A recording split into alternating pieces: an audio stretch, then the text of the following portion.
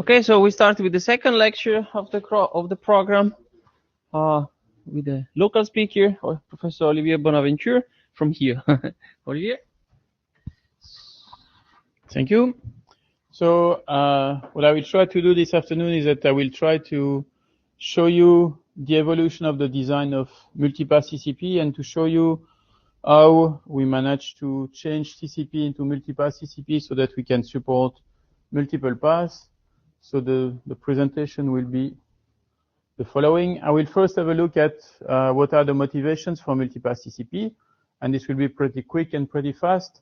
Then I will look at the changing internet and what we have changed, what's the current status of the internet, and if you do measurements, this is important that you are aware of what's the current state of the internet and what are the devices that are deployed and the type of features that are used on the internet because they can affect your measurements.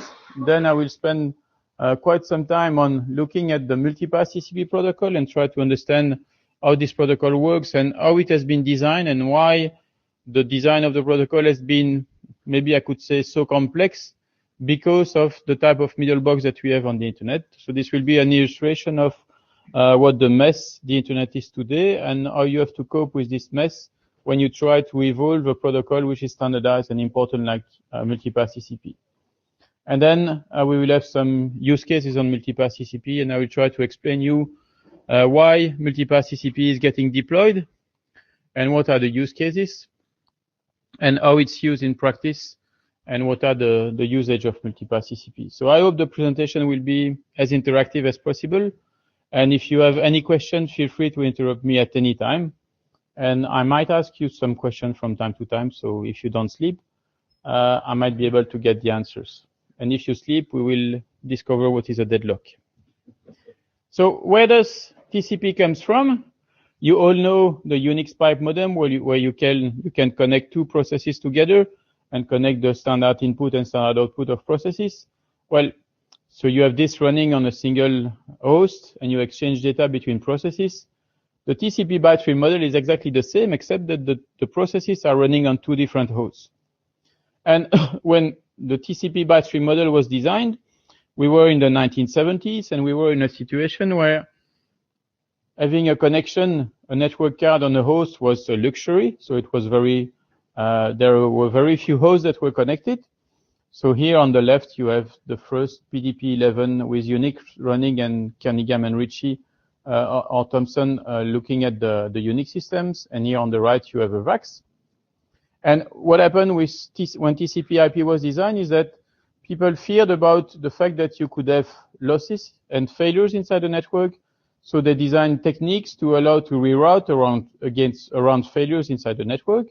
But no technique was designed to reroute around problems on the interface of the host, because at that time, hosts, they only had one interface. And one of the consequences of the design of TCP IP is that there is a strong coupling between the TCP connection and the IP address that are used to create the connection. And you know that in TCP IP, when you create a connection and when you send a TCP packet, you will compute the checksum based on a pseudo header, and the pseudo header contains the IP address of the source and the IP address of the destination, which means that once you have created a TCP connection between two endpoints, this TCP connection is bound to the two endpoints and to the two IP addresses of the source and the destination, which creates problem when you want to move one connection from one IP address to another.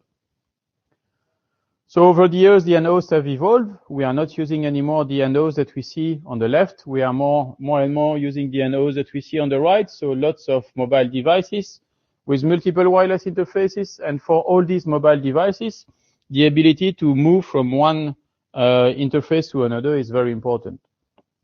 So what do we have?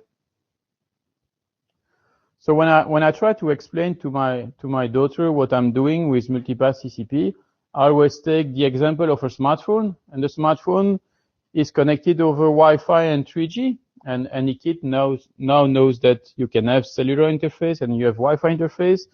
And what any kid would expect is that when you have two interfaces on a smartphone, well, basically you have a large pipe over which you can send data over the different interfaces that you have, because anyway you are sending data, and it should be possible to use at the same time Wi-Fi and 3G together. So is it true today? Well, when you came from the railway station, if you were using your smartphone over 3G and you arrive here at UCL and you connect it to the Wi-Fi network, you know that when you connect the Wi-Fi network, then you would change the IP address and you would have to restart all your TCP connection and reopen all the connections that are used by the applications. And this is annoying for the users, which means that either the application developer has to take care of all this mess, or the user gets a bad experience. If you look at, so on wireless networks with mobile devices, we have multiple paths that are available. There are other situations where you have multiple paths. It's inside data center or inside enterprise network where you have multiple paths that have the same cost to reach a given destination. So if you look at the traffic from the server on the left to the server on the right, then there are multiple paths that are available, and the system administrators, they would expect that you will be able to use the entire capacity of the network, even if in practice what will happen is that the different packets that you will send will be forwarded over specific paths by doing equal cost multipath implementation. And what most equal cost multipath implementations do today is that when they receive a packet, they look at the IP source, IP destination, protocol number, source port, and destination ports, and based on this information, they will compute a hash that will decide what is the outgoing interface for the packet. And by computing a hash on this information, you are sure that all the packets that belong to the same TCP connection will be forwarded over the same path, and this is important to make sure that you don't have reordering and you don't have problems that would affect the performance of TCP. And this kind of equal cost multipath is used in data centers, and if you want to abstract a bit the data center, so what do you have in a data center? Basically, what you have is the following. So you have racks, and inside the racks, what do you have as devices inside the rack? You have a set of servers, and you have a top of rack switch, and all the servers will be connected to the top of rack switch. Then you have multiple racks that each have a set of servers and a top of rack switch, and then the top of rack switches are connected together by using a FAT3 or other topologies with different set of top of rack switches. And again, in these data centers, you have equal cost multipath as well, and you have multiple paths that are available between any pair of servers, which means that you have multiple paths that are available in the access network with the wireless devices, and also in the data centers. And we will see with Multipath TCP how we can cope and how we can use these multiple paths. So first, before going further, I'd like to know whether you have questions about this introduction or whether everything is clear. Should not be any issue, but I never know who is in the room, so we might have some issues. No issue. So let's look at what is the changing internet and what's the evolution of the internet. So when I explain internet to my students, bachelor and then master student, what I try to explain is usually the following. We know that there are reference models and there are a set of important devices in the network. And today, most networks, they are built on top of 5 layers: physical layer, data link, network, transport, and application layer. And we know that on the end host, so the clients and the server, we would use the 5 layers. And then inside the network, you have different types of devices. You have the hubs that operate in the physical layer. I hope that you don't have any more hubs in your networks. Then you have the switches that would operate in the data link layer. And these are the most popular devices that we have today. And then we have the routers that operate in the network layer. And with that, this is more or less the picture that the average student gets about the internet. Nothing more than that. And a typical academic network would be you have the client that implements the 5 layers, a set of switches, routers, and the server at the destination. And in this kind of academic network that is typical of what you have in your campus, you would have the end-to-end principle which is running, which means that when you create a TCP connection, the TCP connection is created from the client to the server, and it goes end-to-end through the switches and the routers that do not interfere at all with the TCP packets that are transmitted. They might drop packets, but they will never modify any information about the TCP segment in the header or the payload of the TCP segments. In reality, situation is a bit different. So there is a paper at SICOM 2012 from Justine Cherry and her colleagues where she tried to look at what kind of devices are really used in real enterprise network. So she did a survey of a dozen of enterprise network, some very large, medium, and small. And in all these networks, she tried to understand what are the devices that are used in these networks.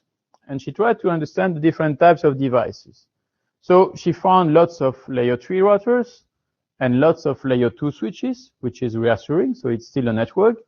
But besides these devices, she found lots of other types of boxes that do not correspond to our definition of a layer 2 switch or a layer 3 router.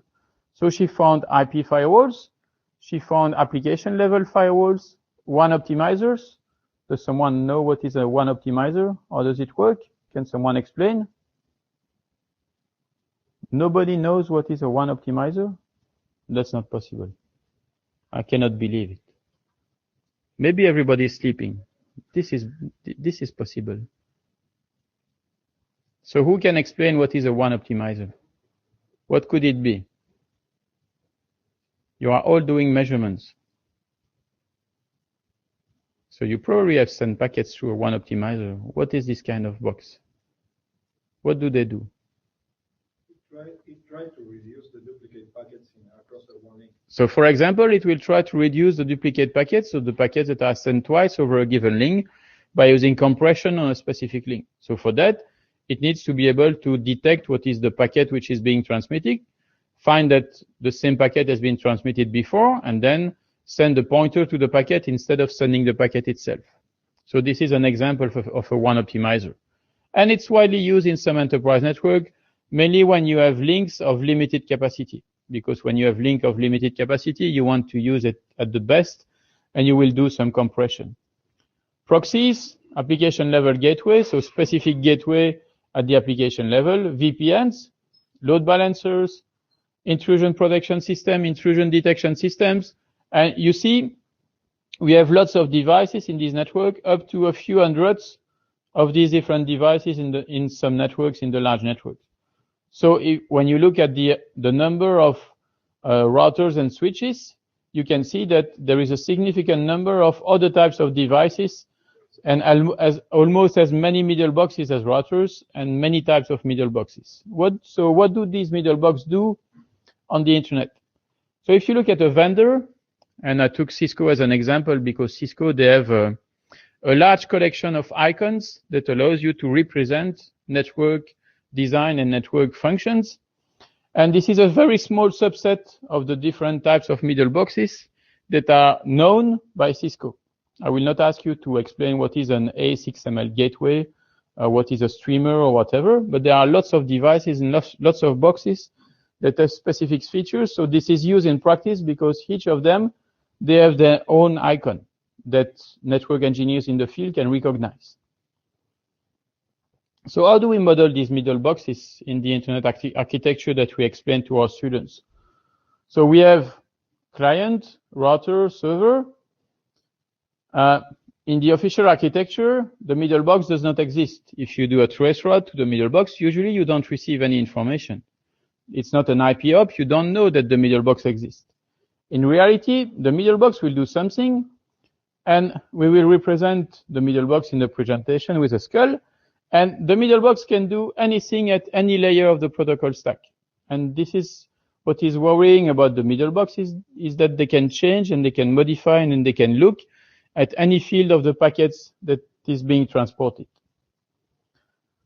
So let's look at in more details at what happens when you send a packet through a given type of device. And the first example is that we'll consider a router, and we take an IPv4 packet that contains a TCP header and a TCP segment. And what I will ask you is that if I put an IP router in the middle, what are the fields of the TCP and IP header or payload that could be modified by a router when the packet passes through a router in the network? TTL and checksum? Yes? Options of the IP header, if there are IP options. Something else in IPv4?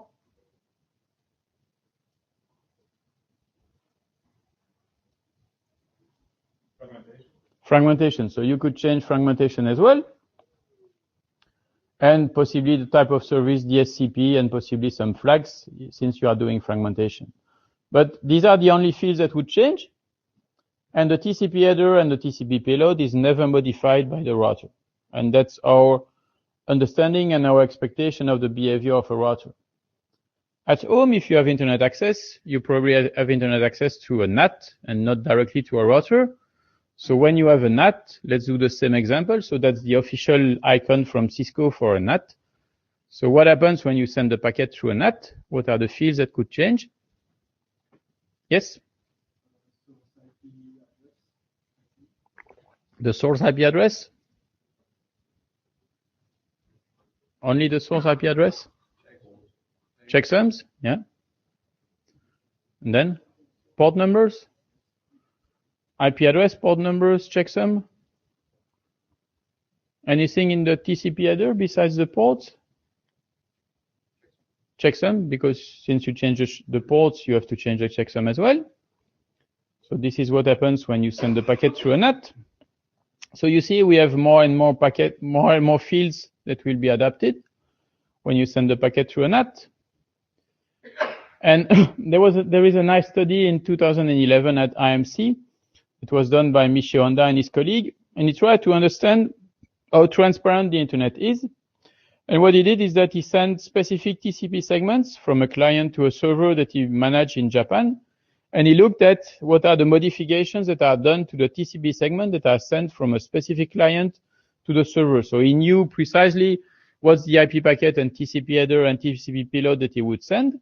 And he tried to understand whether the packet was modified. And he had, in multiple countries, in different types of network, he had information about 142 access networks. And we will use the results of his measurement to illustrate some of the decisions that we made for Multipath TCP. But let's look at what's happening today when you have an IPv4 packet. This IPv4 packet, you send it over the global internet. What are the fields that will never change when you send your IPv4 packet between the source and the destinations? So what are the fields that you are sure that will never change? Protocol? What is the protocol field? Can you remember us? Can you remind us of what is the protocol field? In IP, it's a version. The version is here in IP. So it's the version field, the first field of the IP header. So the protocol field indicates what's the type of transport protocol which is carried by the IP header. Other fields that will not change? Yes? The version?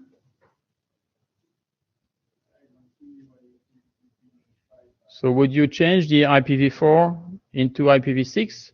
Are there devices on the internet that would modify an IPv4 packet into an IPv6 packet and the opposite? That's usually what I said. But then I discussed with Cisco people and they told me, oh, you know, we have DS Lite, we have NAT 624, NAT 446, NAT blah, blah, blah. And so you cannot really believe that the version field will not change. So in the end, we have the protocol number that doesn't change. But there is a caveat for the protocol number, is that if you don't use TCP or UDP, you are likely to be blocked. So it's very likely that your packet will not go through because you are using something else than the well-known UDP and TCP protocols.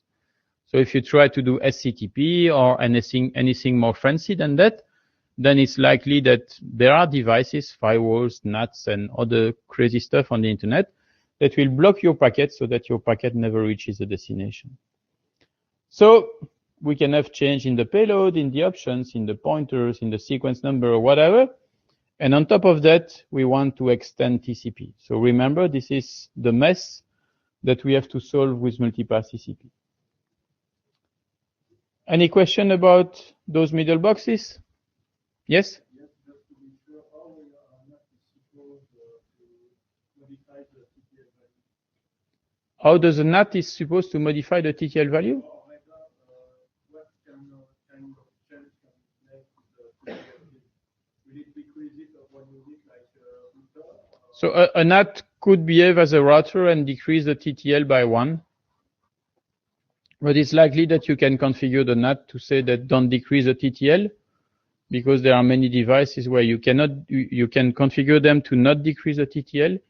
There are devices that you can configure to never send an ICMP destination and TTL time exceeded when you receive a TTL of 0, so that you are not exposed to traceroute.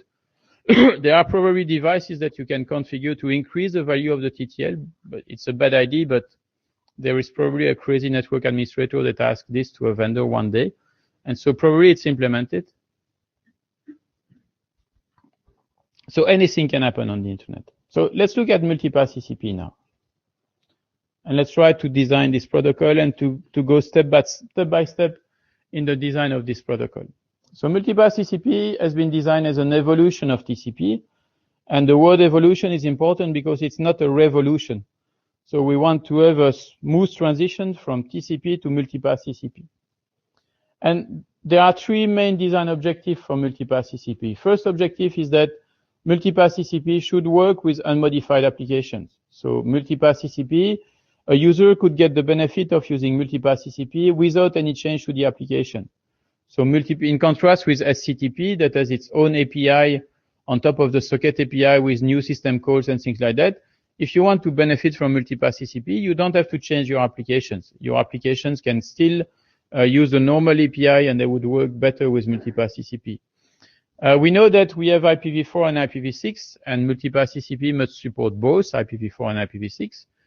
And the last design objective, which in fact was the most difficult one, is that we wanted Multipath TCP to work in all networks where regular TCP works. So basically, the idea was that assume you have a network. In this network, you can create a TCP connection from a client to the server. Whatever the mess of middleboxes that you have, in the same network, if you use Multipath TCP, you would still be able to have a byte stream from the client to the server. Maybe not with the full capabilities of Multipath TCP, but we want to be able to preserve the connectivity and the ability to create a byte stream from the client to the server in this particular messy network. Because if Multipath TCP doesn't work well in some networks, then the users will not deploy it. And so preserving connectivity was the most important design choice for Multipath TCP. So let's see how we managed to get that, how we managed to do that. But before doing that, I have to do a quick reminder on what is TCP and how TCP works. I guess many of you know that, but maybe not all of you. So connection establishment is done by using a three-way handshake. We send a SYN segment with a sequence number and some options to negotiate with the server the type of TCP extensions that we want to use. The server will reply with an acknowledgement of the sequence number that we send +1, because in TCP we always acknowledge the next data that we expect, and using the SYN segment consumes 1 byte. The server selects its own sequence number and indicates in the options the TCP extension that it supports. And then the client will confirm the establishment of the connection by sending the acknowledgement and by confirming the reception of the SYN plus ACK segment. So that's the normal TCP connection establishment. Once the connection has been established, we will transfer data. In TCP, each byte that you transfer consumes 1 sequence number, and the acknowledgement which is sent by the server is always the next byte which is expected in sequence. So here, what is the acknowledgement number that will be sent by the server? So A is 1234, B is 1235, C is 1236, D is 1237. So the next byte that you expect is 1238. And we also include a window which indicates how many bytes we agree to receive in the buffer based on the amount of buffers that are available on the receiver. Then we send the next data, we send the acknowledgement, and we can send a window of 0 to indicate that our buffer is full. To release a connection, there are two facilities that exist in TCP. You can do a release of the connection, which is very quick, by sending a reset segment. And by doing a reset segment, you indicate that you do not have state anymore for the TCP connection. The second way to release a connection is to do a graceful release by sending the fin bit. This is a flag of the TCP header. So you send the data and you want to terminate the connection. To terminate the connection, you want to send a special byte, which is the fin byte, which has its own sequence number. And you want to close the direction from the left to the right, and the direction from the left to the right will be closed once the receiver has received all the data up to and including sequence number 1238. And it will reply by acknowledging sequence number 1238. And by doing that, you have closed the connection from the left to the right, and you still need to close the connection from the right to the left by doing the same approach of exchanging the fin segments. Nothing really special there, but at least you know the notations that I will be using. So now, let's see how we change TCP and how we change the byte stream model. So we don't change anything to the byte stream. What we change is the underlying network. So we know that the hosts have changed. So we have replaced the client and the server by multi-home hosts. And what we want to do with Multipath TCP is that we want to get rid of the lock between the IP address and the TCP connection.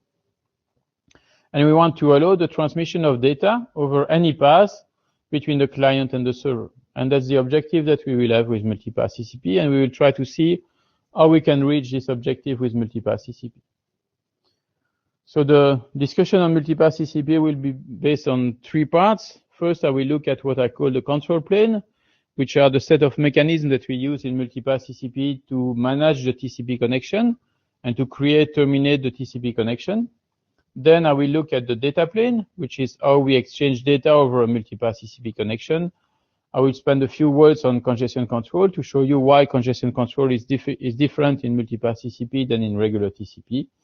And then we will have to go back to the control plane to see really how a Multipath TCP connection is established, because the first pass that I will do will only show you one part of the operation of the establishment of the Multipath TCP connection. Sorry. So first, let's try to build a naive Multipath TCP operation, and let's assume that we were in the 1990s and we tried to design Multipath TCP in the 1990s. So in the 1990s, we could have done the following. We are creating an extension to TCP, and every time you do an extension to TCP, you will use an option in the SYN segment to signal to the peer that you want to use this specific extension. And you will use the extension only if you receive the option back in the SYN plus ACK. So this is what we do. We send an option. We wait for the option in the SYN plus ACK. And if the option is received, then we know that the server supports the extension. Then we send data. And we can send data over the blue path, or we can send data over the green path. And since there is state on the client and there is state on the server, we can send data at any time over the blue path or over the green path, and the server will reorder the data that it receives over the different paths. And if the data is not received in sequence, it will look at the sequence number to reorder the data correctly. And as we have stated, we can accept the green packet, which is received over the green interface over the green path. Can we do that in today's internet? So let's put a middle box on one of the paths. In the example, let's put a middle box on the green path. We create the connection on the blue path. We send the first data over the blue path. This is correct. And then we send the first data over the green path. If we send data through a middle box, and let's assume the middle box is a NAT or a firewall, then what the NAT or the firewall will do is that you send a TCP segment for which you did not send the SYN before. The TCP connection has not been created. And for the NAT or for the firewall, this is a packet which is outside of a TCP connection. And what the firewall will do is that it will drop your packet and all the other packets that you send over the green path, because there is no state on the middle box for the TCP connection that you want to use. So how do we cope with this problem? And this was one of the early decisions of the Multipath TCP working group, is that a Multipath TCP connection will be composed of one or more regular TCP subflows, and the TCP subflow will appear for the middle box like a TCP connection. And on each host, we will maintain state to glue the different subflows that compose a TCP connection together. And this will be done by sending over each pass a TCP subflow that appears like a regular TCP connection along the path that we use. So I have a question for you, is what is for you a regular TCP connection? So what are the characteristics of a regular TCP connection?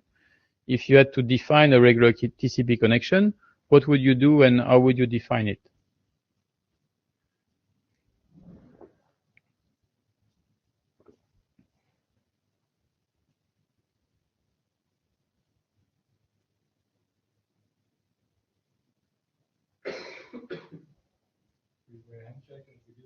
Three-way handshake at the beginning and then data. Any constraint on the data?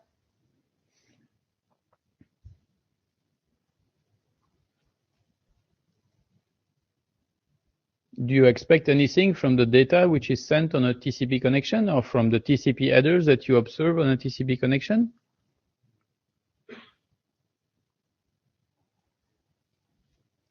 Yes?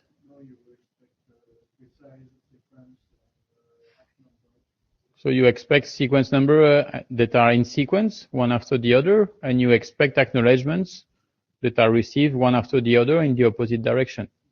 You don't expect to have too many gaps in the sequence numbers, because if you have gaps, then this is probably not really a TCP connection.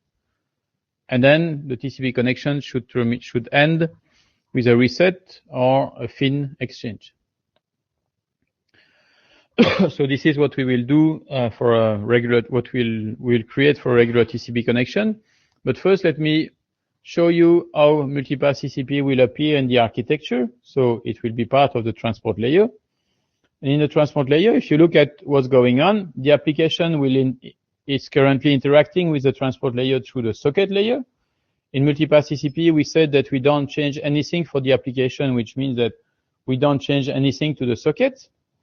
I just told you before that a Multipath TCP connection will be a connection of TCP connections that are called subflows.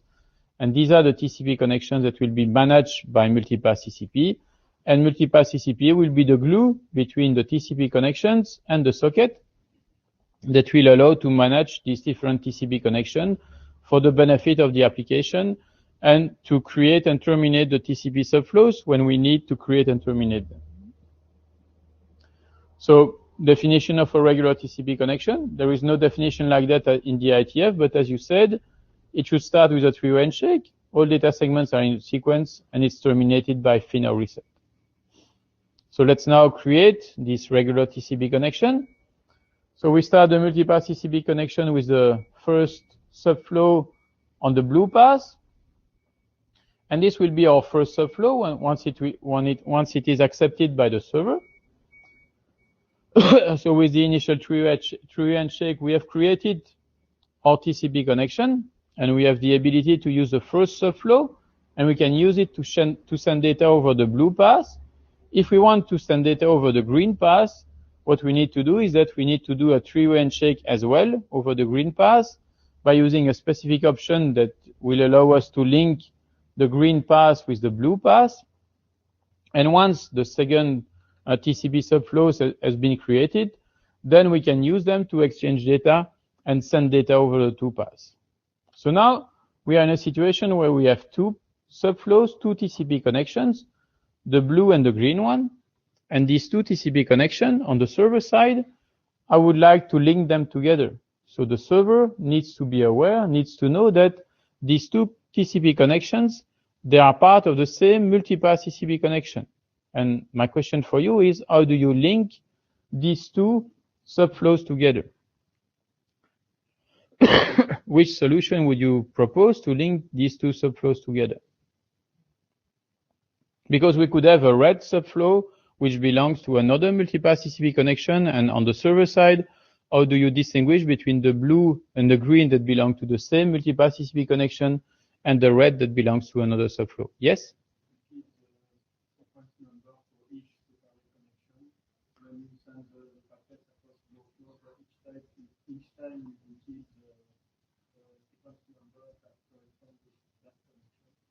So I look at the sequence number, and when I send data over a given subflow, I use the sequence number as a way to indicate that they belong to the same multipath TCP connection.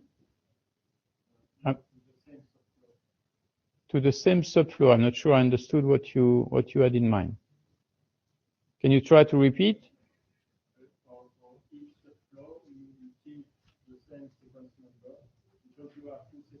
For a given subflow, I keep the same sequence number. So for TCP, I will use the same sequence number for all the data that I send. If I keep the same sequence number, then it will be very difficult to.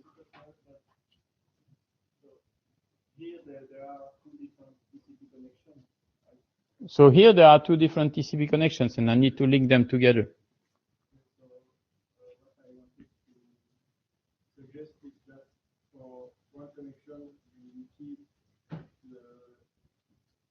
Numbers that are relevant to that connection. So, for example, if you send the packet to the destination, you get an act to update the sequence number from the next packet after the support. But you, instead of looking up the sequence number between the two subflows, you use the request number for each subflow. What I'm surprised is that you want to play with the sequence numbers. But before looking at the sequence number, which are used to identify data, I would like to understand that the two subflows are linked together. And the information that the two subflows are linked together is independent of the sequence number that we use. Because this link between the two subflows is valid for all the data that will be sent over the connection and over the different subflows. And then we will have a look at the sequence number and how we can distribute the data over the different subflows. But the first point is that we need to link the two subflows together to indicate to the server that they belong to the same multipath TCP connection. Yes? You can link them together using some kind of ID in the... Some kind of ID? Which kind of ID? Generate one. So basically can I reuse an ID that already exists? Because if I put more information in the packet, this is... The 5 tuple of the two connections? No, the first. The 5 tuple of the first connection? The blue one? Yeah. And when I create the green one, I say this is linked to the 5 tuple of the blue connection. So let's try to do that. So I create the blue subflow. And then when I create the green one, I just indicate in the grid one that I have the 5 tuple. I would have to add the IP address, but you put the 5 tuple in the information. And if I'm doing that, then the server knows that the green subflow is linked to this particular blue subflow because it knows the port numbers. Is it what you had in mind? Does it work?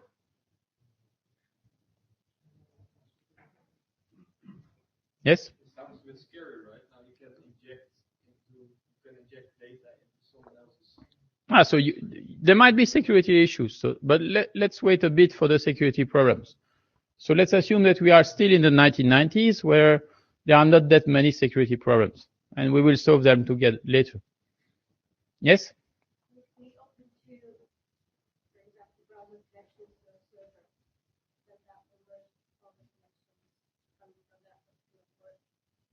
If we open two browser connections for the server, these browser connections, they will have different source port numbers.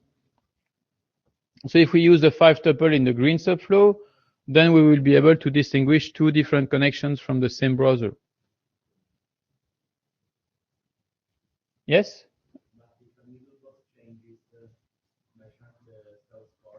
So if a middlebox changes by chance the source port, is it possible? Maybe. Do you know a middlebox that would do that? A NAT would do that. If you change the source port numbers, then we have an issue because what we believe is the identification of a TCP connection, which is the 5 tuple. We believe that the 5 tuple is unique. This is true. The 5 tuple is unique there. The 5 tuple is unique there. But the problem is that they are not the same. So the 5 tuple, which you use to identify the client, the connection on the client, and the 5 tuple that you use to identify the connection on the server, they are not necessarily the same. So you cannot use the information that you know on the client and send it to the server and hoping that this would correspond to the same connection on the server side. Because when you have a NAT, you change the port numbers and the IP addresses. And so this idea of using the 5 tuple doesn't work. What can we do if the 5 tuple doesn't work? Generate an ID. What kind of ID? And who generates the ID?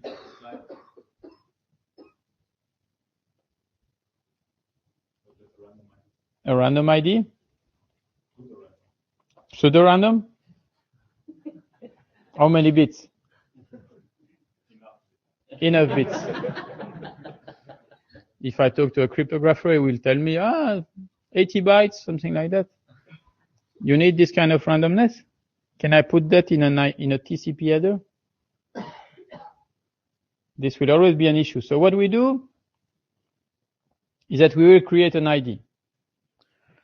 But in fact, we will create two IDs, one on the client and one on the server. When I create a connection on the client, I will indicate in the SYN what is the ID of the connection, which is called the token in Multipath TCP. And the server will generate an ID, a local ID for the connection, and it will announce the local ID of the connection in the SYN plus ACK. So the client and the server, they will know what are the tokens, and the tokens will be used to identify the Multipath TCP connection to which we want to associate a subflow. So when I create a subflow over the green path, this subflow that I create over the green path, I will indicate that this is related to the Multipath TCP connection, which is known on the server side as token 6543. And the server will confirm that it has been linked. Will confirm in the SYN plus ACK that it has been linked to the connection which is known on the client by token 5678. So with this local identification, we solve the problem of the middlebox, because as of today, there is no middlebox that would change the value of the token, because the middlebox that exists today, they don't know that we are using tokens. Once they will know that we are using token, that they might do a mess, but this will be for the next generation of extension to Multipath TCP, which might not be for me. So maybe I will have retired by then. So TCP subflows, which subflows can be associated to a Multipath TCP connection? Well, any TCP connection which is different from the initial one. So you can change the source port, you can change the source IP, you can change the destination IP, you can change the destination port, and as long as you change one of these four information, then you can create a subflow. So if you have multiple source address because you have multiple interface on the client, then you can create one subflow over each source address. If the server has multiple addresses because it's using IPv4 and IPv6, for example, then you can create additional subflows over the different interfaces. Or if you have only one interface on the client and one interface on the server, then you can use multiple subflows by just playing on the port numbers, either the local port numbers or the remote port number. And with Multipath TCP, you can create and remove the subflows at any time. So if you observe the evolution of a Multipath TCP connection, you will see that you have some subflows that are created over different interfaces, and then some subflows are removed. Maybe at some point in time, there are no subflows between the client and the server, and then the subflow will reappear, and you might have multiple subflows over a given path. And you can have any process on the utilization of the subflows in Multipath TCP. So with that, we've seen the basics of the control plane of Multipath TCP. We forgot the security issues, but they will be covered later on once we know how Multipath TCP is used. But I would like to know whether you have questions on this control plane of Multipath TCP. So the creation, yes?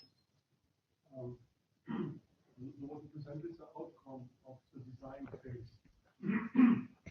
But how it actually works the design? Were 5 people sitting together and brainstorming, or what was the process?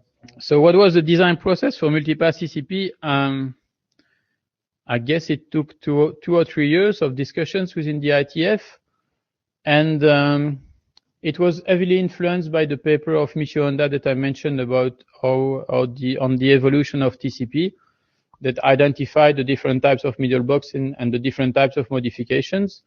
And once we had identified all these different types of middlebox and modifications, then it was more or less clear what was needed and what kind of issues we would have with the TCP extension.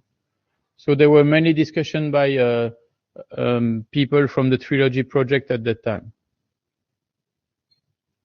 And this evolved over time, so you can look at the different versions of the RFC 6824 to see how the protocol has evolved. And then when we did the implementation, we got surprises. And I will mention some surprise that we got looking at doing the implementation. And they forced us to rethink about some of the assumptions that we had, because there was some modification that we did not thought that would exist, but in fact they exist. Maybe one example is, which is still true today. Maybe I should not tell this while this is being recorded, but don't worry. There is a grid firewall in China, and the grid firewall in China does something special to the TCP connection that you try to establish to China. So when you try to create a TCP connection to China with some extensions, at least to some destinations in China, what happens is that if you send a TCP option which is not defined and not standardized, the grid firewall of China will reply you with the option that you send, indicating that they support the extension that you want to do, even if they don't understand anything about the extension. So you try to create a connection with Multipath TCP to a server in China, and then you get a reply saying, this is working well. Multipath TCP is deployed in China. And there is even a measurement study that was done by people in Australia, where they used a scanner to send TCP SYN segment with an option, with a Multipath TCP option to check whether Multipath TCP was deployed. And then they got a nice number saying that there are 5 or 10% of the website in China that are supporting Multipath TCP, and this is a proof that Multipath TCP is used by everybody, and blah, blah, blah. And I looked at the paper. I told them, well, have you checked the answer that was returned by the Chinese server? They said, no, we just looked at, there was a Multipath TCP option in the SYN plus ACK. I said, you should check, because in China, when you send a Multipath TCP option, you will receive the same option back, which is echoed by the server, and you will falsely assume that you are doing Multipath TCP while it's not true. So we had to understand that and to put in the protocol a verification that allows to detect this kind of problem and other crazy issues like that. So deploying a protocol and doing an implementation means that when you do an implementation, first you have to think in much more details about all the issues that could happen than when writing an RFC. So it's much more complex to do an implementation, and the implementation has allowed us to improve the RFC. And once you have the implementation, when you deploy in the field, you also learn lots of stuff. So for example, the first implementation that we had with Multipath TCP in the Linux kernel, it was working really well in the lab. And then when we deployed it with a server in Finland, it didn't work. It was impossible to create a TCP connection. So we spent 2 weeks to try to understand what was going on, what kind of bug we had in the code, to understand what was the problem.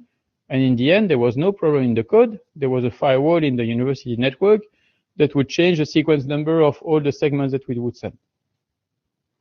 And we did this before the measurement study from Michio Honda, and this triggered partially the measurement study from Michio Honda. And then we understood in more details what's going on.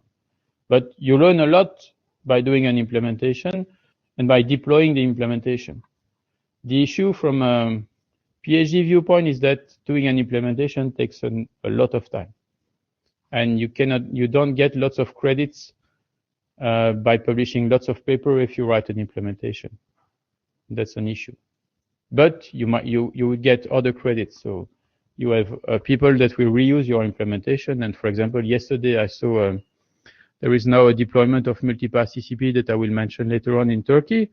And in Turkey, Turkish Telecom, they have an advertisement with Cristiano Ronaldo to explain that they are deploying a new service, and this is based on Multipath TCP. they don't mention Multipath TCP, but it's funny to see Cristiano Ronaldo improving the speed thanks to Multipath TCP. So that's a kind of credit, but you cannot put this in your CV or in your Google Scholar page to say that you got impact, but at least you get stuff which is being used by people.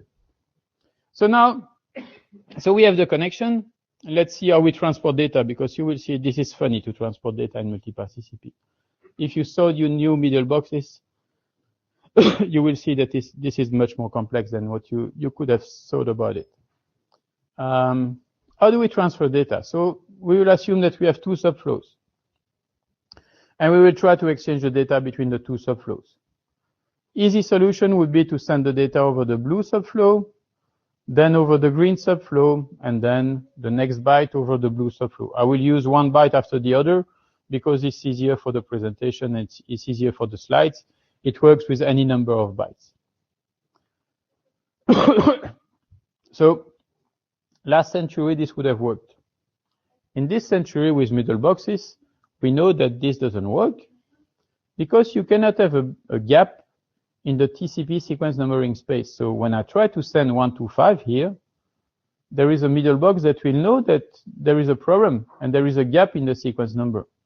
So you might have some deep packet inspection that will block the packet. You might have some Middlebox that will create data that was not sent or will acknowledge data, and you will have issues if you leave it like that. So how do we solve this problem in Multipath TCP? The idea is that we will have two levels of sequence numbers. One level of sequence number will be what we call the data sequence number, but you will see this is more complex than that, but let's start with this. The data sequence number will be used to number the bytes in the byte stream. And then we will have the TCP sequence number on each subflow that will be used to number the bytes that we send over each subflow, over each of the different TCP connections that we have.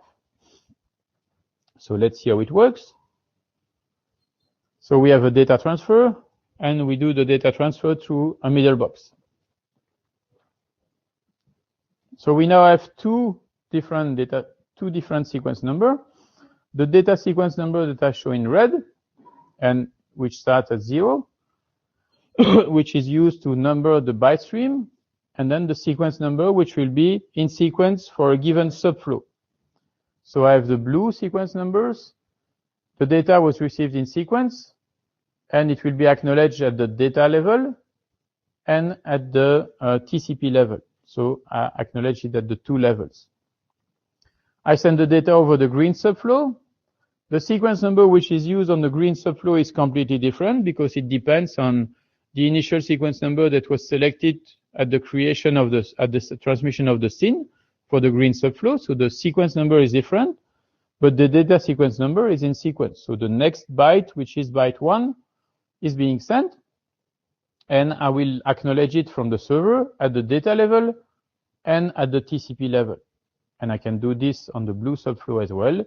And I acknowledge the next byte, and the Middlebox will never see the information in red. It will only see the information in black part of the TCP header. And for the Middlebox, all the data appears to be in sequence. So for the Middlebox, everything is fine. You see the data in sequence, and the Middlebox doesn't see that I'm sending part of the data over a different subflow. How do we deal with losses? If we have losses over a given subflow, then we use the classical TCP techniques of retransmission, fast retransmit, and timeout, and selective acknowledgement. So let's look at the fast retransmit. There is a loss for the data over the blue subflow. The data will be retransmitted immediately over this subflow, and I get the acknowledgement. We can also, with Multipath TCP, have a more annoying situation, which is a subflow might disappear. For example, you are on a smartphone and you were connected over Wi-Fi, and your Wi-Fi connection stops, but you have already tried to send data over the Wi-Fi. The data that you sent over the Wi-Fi, you should have a way to take the data that was not acknowledged over the Wi-Fi and retransmit it over the cellular interface. And let's see how Multipath TCP does that. So I send the first data over Wi-Fi. It's not received by the destination. but doesn't matter. I send the next data over the cellular interface. This data is acknowledged, and I will ask you what is the acknowledgement that will be sent by the server.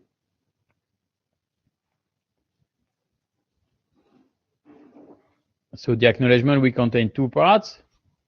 An acknowledgement at the TCP level. So what's the TCP acknowledgement that will be sent by the server? 457.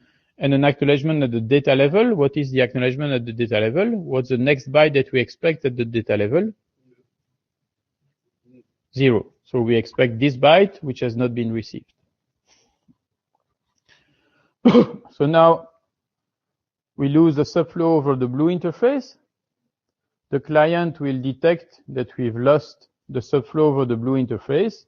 And what it will do is that it will take the data that has not been acknowledged over the blue interface and retransmit it over the second subflow over the green interface. So it takes the next available sequence number at the TCP level. The data sequence number is the same, is 0. And then you get the acknowledgement. Acknowledgement at TCP level is 458 because we acknowledge this byte, and the next byte that we receive is the sequence number after, and we acknowledge both A and B.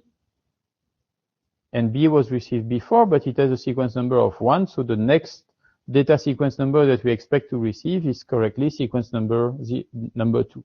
Okay?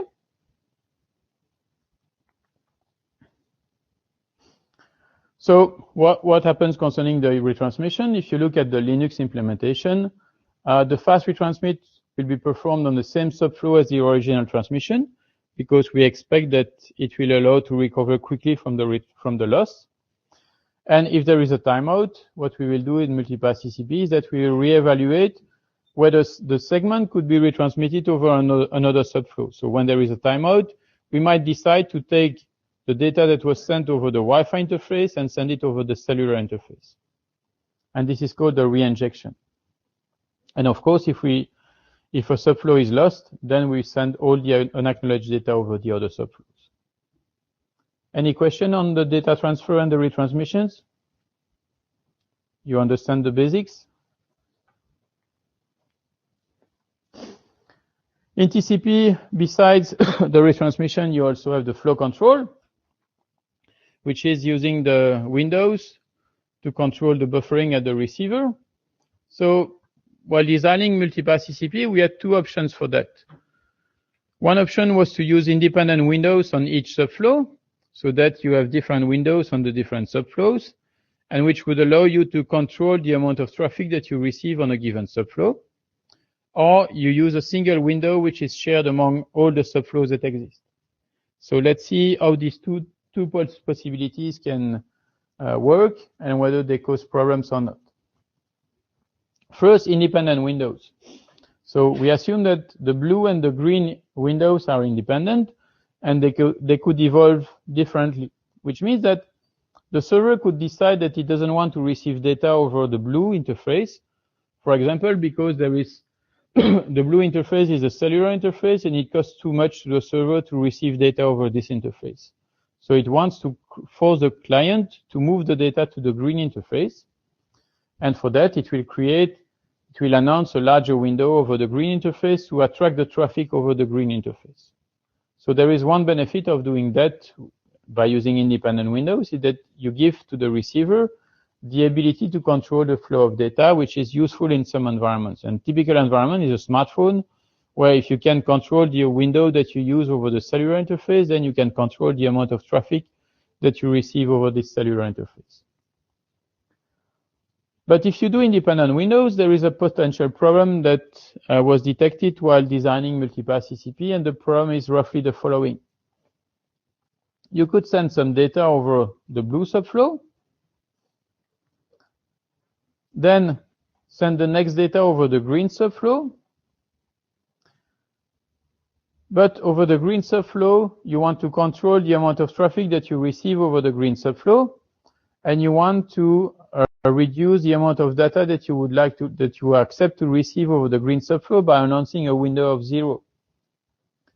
And in regular TCP, you can do that over the green subflow, and this will block the client from sending data over the green subflow. But the problem here is that if now you lose the blue subflow, you are not anymore in a position to be able to retransmit the data from the blue subflow to the green subflow because your window is blocking you on the green subflow. And this is the main problem with having independent window, is that you cannot take data that was transmitted reliably over regularly over one subflow and retransmit it back over the other subflow, and you are in a situation where the green subflow will never make progress, because to make progress on the green subflow, you need to receive the blue data, and you cannot receive the blue data because the window field blocks you. So you are in a deadlock situation. And for this reason, we have decided in Multipath TCP to use the same window for the different subflows. So there is a single window which is shared by all the subflows. And when you announce a window of 10 over one subflow, you need to announce a window of 10 over the other subflow as well. So, and the window that you announce is an indication of the amount of buffers that you have at the receiver, and which is the buffering at the MPTCP level, which includes the buffering at the TCP level, which means that you cannot use it to control the amount of traffic that you will receive over a given subflow by playing on the window field. But of course, we know that on the internet, we have middleboxes, and these middleboxes, they can change anything, including changing the window field, because there are on the internet TCP traffic optimizers between brackets that would change the value of the window field to slow down some connections or to increase the speed of some other connections. So if you are in a situation where you have a middlebox that modifies the window, TCP and Multipath TCP has to cope. And what Multipath TCP will do is that it will agree with a limited window which is advertised here, and it will support this limited window which is advertised here correctly, even if we know that it could create problem if some data is lost. So we maintain one window per Multipath TCP connection. It's relative to the last data ACK, so the data ACK value. It's shared among all the subflows, and it's transmitted in the TCP window field. And if the middlebox change the window field, we will use the largest window received at the MPTCP level, but the window field for each subflow will be used as a limitation for a given subflow. So that's how we deal with flow control. And now that we have seen the full picture of the transmission of data with Multipath TCP, it's important to have a look at where buffers are used in the Multipath TCP implementation. And we have different types of buffers, and we will see what's happening when we send data from the application to the reception of data from the application as well. So if we send data from the application with the send system call, the data will be placed in a buffer. And this is a buffer which is controlled by Multipath TCP. So you put the data in the buffer, the data is in sequence. And what Multipath TCP will do is that it will have to select over which subflow the data will be transmitted. And each subflow has its own queue, and Multipath TCP will use a scheduler that will select over which transmit queue you put the data, and you forward the data over a given transmit queue. Once you have placed the data in a transmit queue by the scheduler, and we will discuss about the scheduler later on, then the data can be transmitted through the network, and it will be received at the destination. And when the data is received at the destination, what we have first is that at the TCP level, we will receive the data at the TCP level, and we will make sure that the data at the TCP level is in sequence, like a regular TCP connection would do. Once the data is in sequence at the TCP level, then the data will be passed to the Multipath TCP level, where we will have a reordering queue that will look at the data sequence numbers. So in yellow, we do reordering based on the TCP header, while in blue, we do reordering based on the data sequence numbers.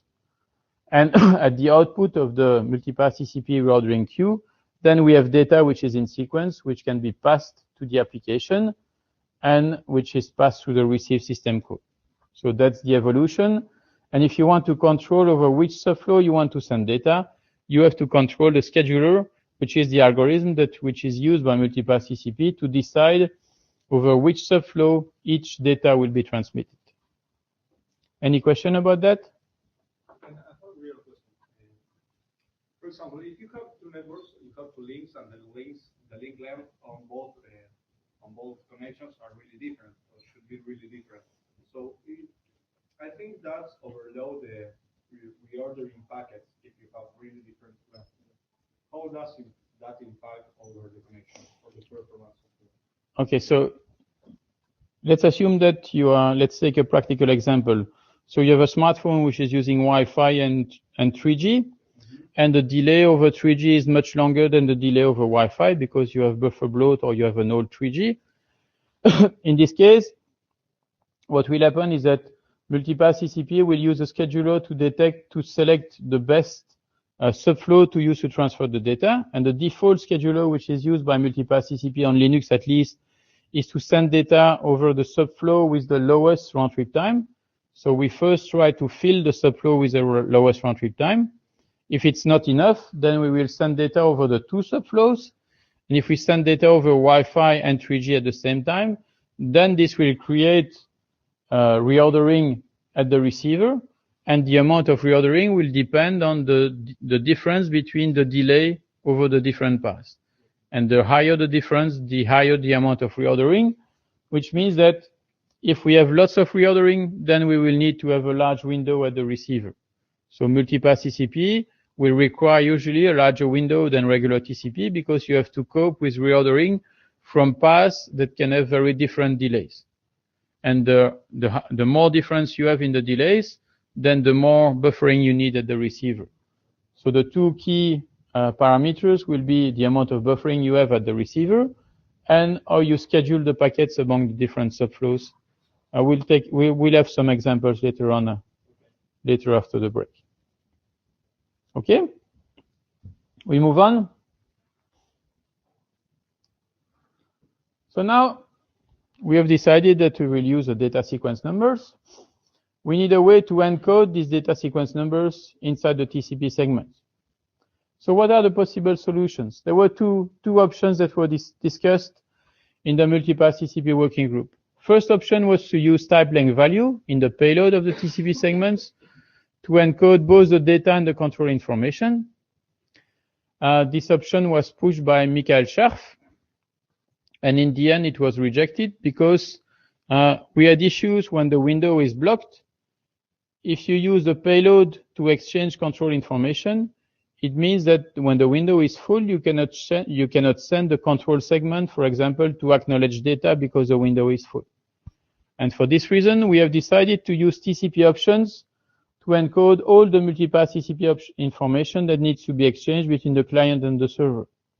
But you will see that using TCP option is not easier than using type length values in the payload. So changing the payload is annoying because you have to parse all the data and you have to modify all the data. So using options is the natural way of doing that, but you will see that it's not so easy as you might think that it could be. So if I use Multipath TCP with only options, the advantage is that that's the normal way of extending TCP, and it should be able to go with middleboxes. We'll see whether should is a strong should or a weak should.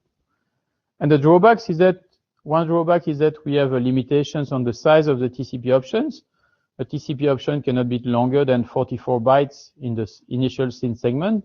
And we already use about 20 bytes in the SYN segment. So we don't have that much space left in the SYN segment. And we will have to cope with what happens when middleboxes will drop TCP options in data segments. If we go in the TLV direction, then one of the advantages could be that Multipath TCP could start as regular TCP and then move to Multipath TCP only when needed, while with the option we have to negotiate the option at the beginning. Using Multipath, using TLV can be implemented in user space as a library. You cannot do that with Multipath TCP, it's implemented in the kernel. You can easily extend TLV, so it's an evolution which will be easy to extend. The drawback is that you touch the data and the middlebox will be more difficult.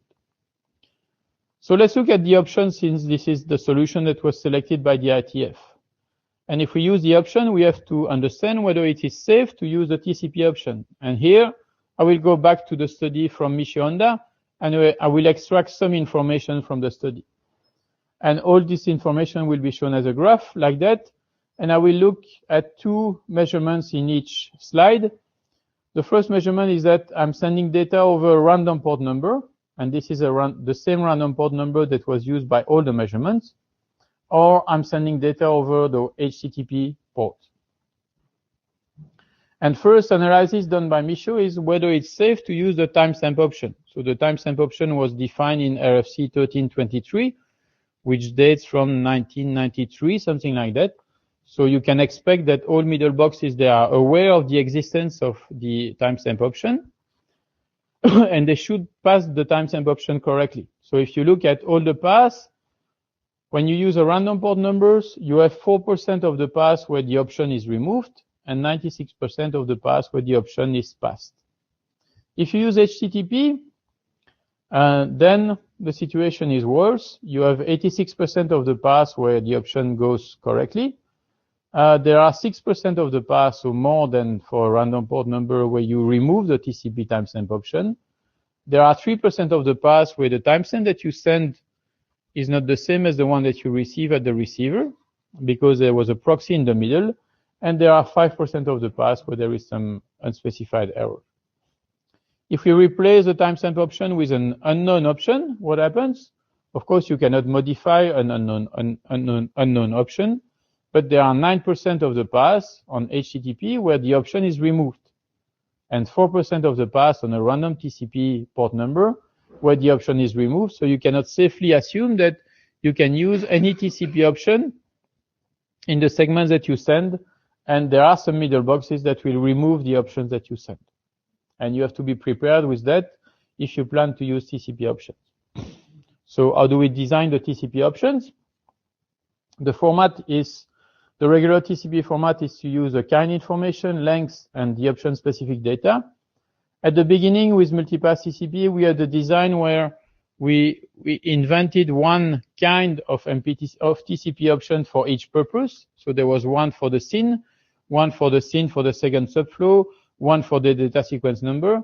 But in the end, we went in a situation where we could be in a situation where Middlebox would accept the option which is sent in the SYN, but not the option that indicates the DSS option. So to avoid that, we decided to use a single variable length Multipath TCP option, and then there is a sub-option field that indicates what is the type of Multipath TCP option that we use. And we hope that if a Middlebox decides to remove a TCP option, it will decide the removal based on the value of the kind and not based on the length of the option, for example. So we have a single option type, and this is how Multipath TCP is deployed and how it is used today. So how do we transport the data sequence number? Same solution as for TCP. We could extend the header, but extending the header is not the good option. We will put it as a TCP option. So we use a TCP option that contains the DSS information, data sequence number. We exchange the data. We send the data over the blue subflow, over the green subflow, and this.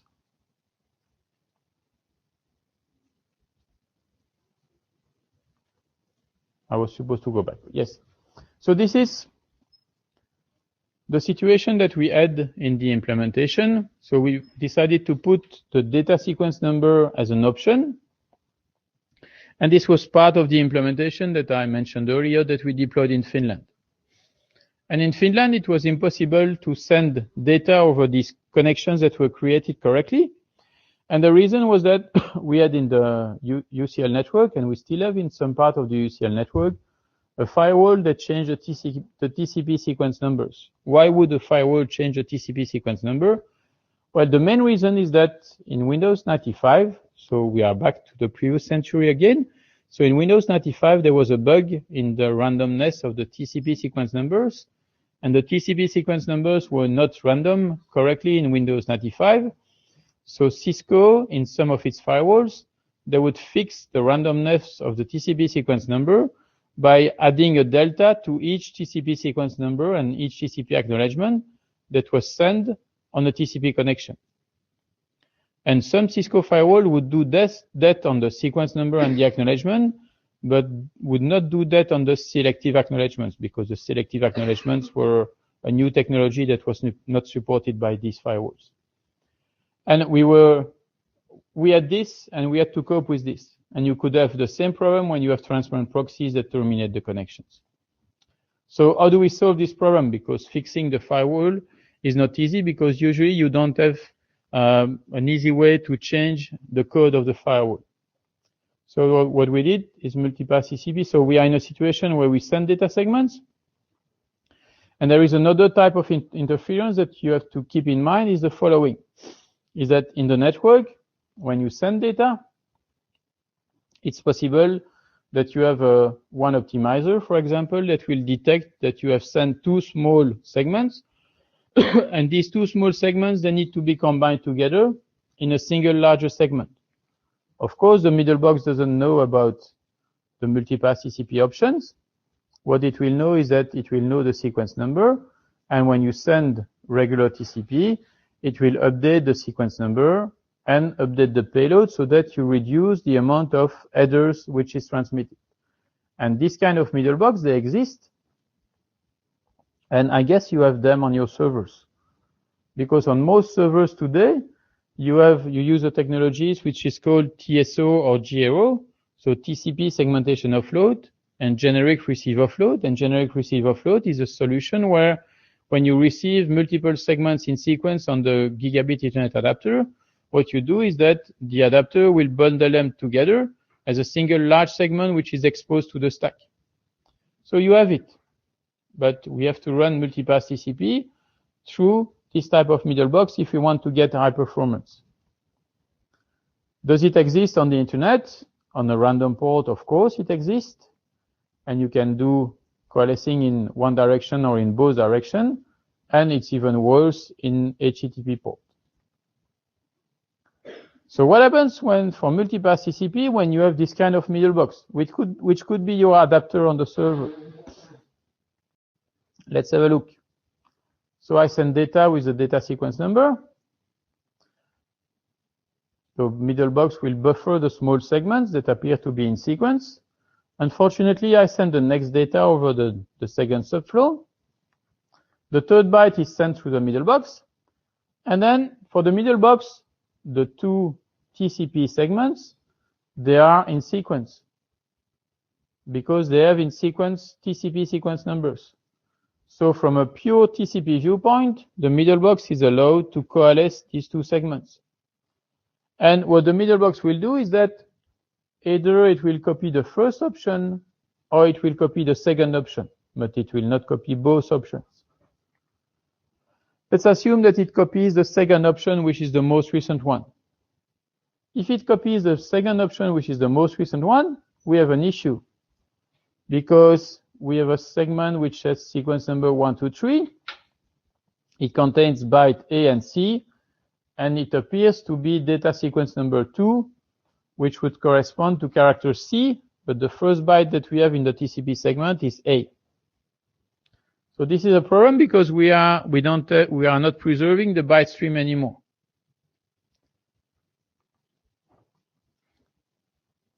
And if we look at the other solution, where we would copy the first option, then sequence number is 0, but then we have the next byte, which is C, while the next byte is B, so we have an issue as well. How would you cope with this problem?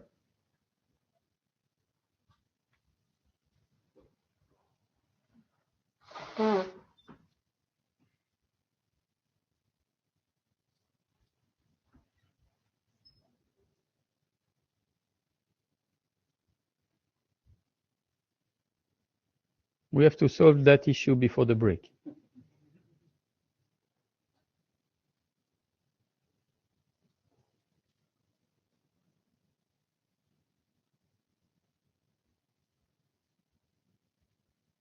What can we do to solve that?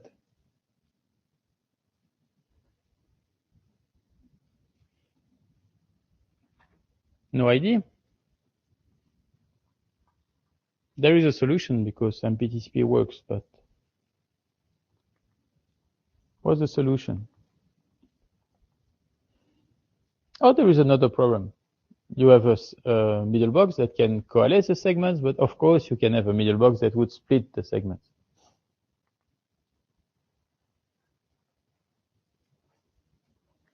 Same problem. Well, symmetric. We have to cope with these two problems. So how do we cope with them? What we want to do is that we want to avoid the desynchronization between the byte stream and the data sequence numbers. So what do we do for that? What we will do in the data sequence option is that we will place a mapping between the data sequence number and the subflow sequence numbers. And in fact, the mapping will not be between the sequence numbers, but they will be relative to the beginning of the connection, because the beginning of the connection is the only information that we know which is stable and which is the same for both the client and the server. And the mapping will cover a part of the byte stream, and there will be a length indication for the mapping. So we cannot assume that the mapping is valid for the entire segment. We have to precisely indicate for how many bytes the mapping is valid. So let's see how it works. So I will map sequence number 0 to TCP sequence number 123, and this is valid for 1 byte, and byte A has been received by the destination. Okay, and here I do a mapping from data sequence number 1 to sequence number 456 for 1 byte, and this data is acknowledged. And when the next byte is sent, I do again a mapping from sequence number 2 to TCP sequence number 124, and this is valid for 1 byte. Now, let's look at what's happening when we have middle boxes. The middle box is coming, but it's over Wi-Fi, and then it goes over MPTCP, and then it will come here. Here is the middle box. So we send the segment with the mapping. We will send the second segment over the green subflow. And now the third segment arrives on the middle box. And the middle box will either copy the option in the first or the option of the second. Let's look at the option of the first initially. If we send the option of the first, it indicates that there is a mapping for 1 byte from data sequence number 0 to TCP sequence number 123. This is valid for 1 byte, and the TCP segment contains 2 bytes. So at the MPTCP level, we know that we can only use byte A. Byte C has been received, but there is no mapping for byte C.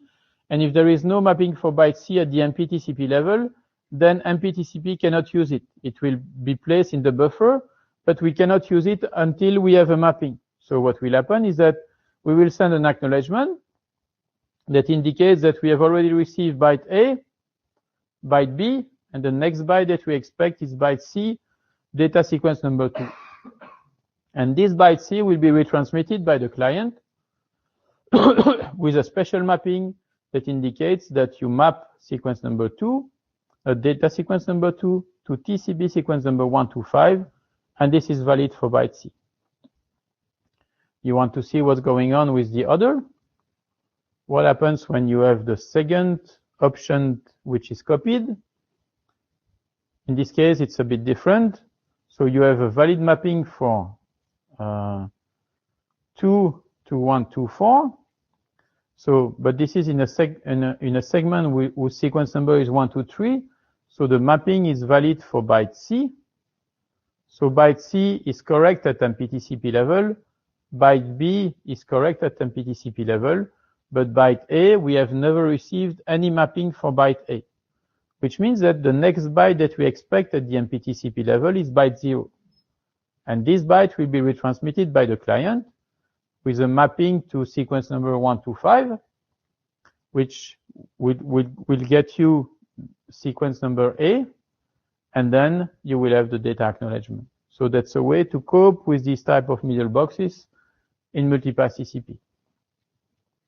So with a DSS mapping, we can cope with middle box that would combine segments, split segments, and I have a question for you before the break. Is it the worst middle box? Can you dream about a more crazy middle box for Multipath TCP?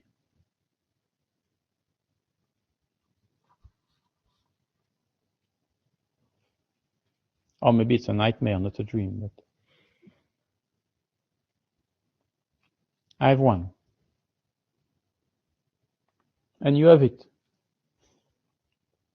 Yeah, that's how frequently we change the sequence number. The worst middle box is the following one. You send data, and the middle box changes the data. Yeah, this is funny.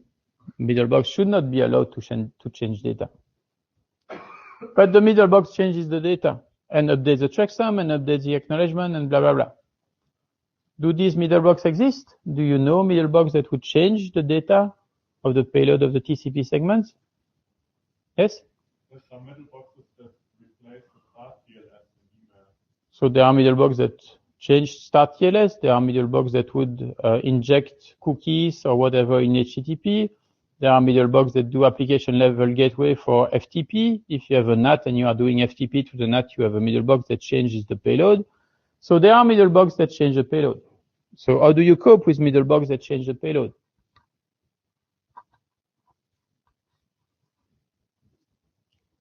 Do we decide that these middle box should be prohibited and nobody should be using them? And then we are ready for that.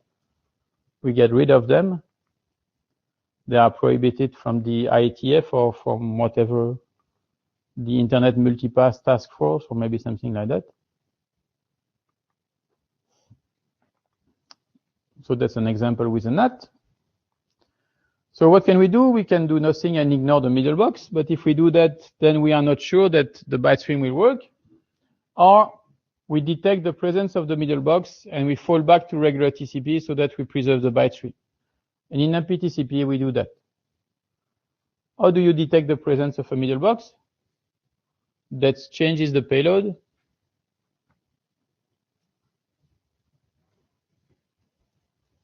Which technique would you use to do that? Is there a way to detect a middle box that would modify the payload?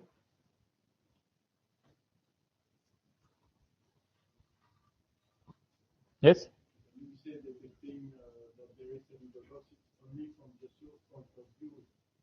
So, for example, It's from the source or from the destination viewpoint. So you can detect it at the source or detect it at the destination. Or you can do a cooperation between the source and the destination.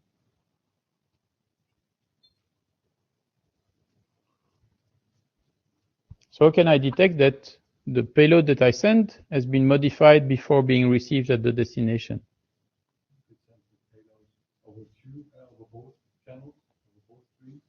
I could send the payload over both streams and hoping that the same middle box is not used over both streams.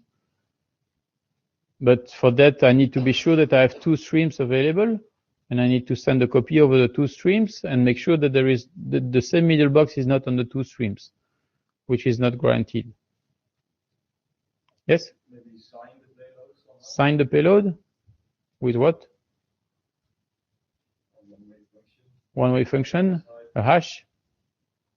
So I will hash all the payloads, and then I will recompute the hash at the destination. It's a bit costly to do a hash, no? Checksum? In TCP, we will do a checksum. And so we use our own checksum to detect the insertion and the deletion of bytes. So what we put is that when we send the data, there is a checksum which is part of the mapping. And if the data has been modified, then the checksum will detect the modification. And if we detect a modification, what we will do is that we will terminate the subflow because there is something wrong on the subflow. If there is another subflow, then all the data will pass through the other subflow. So which means that with Multipath TCP, if you have a middle box that goes something wrong, that does something wrong, then Multipath TCP will remove to use the subflow and it will send the traffic over the other subflows. If you have only one subflow, then what we will do is that we will stop doing Multipath TCP and we will fall back to regular TCP because we want to preserve the byte stream.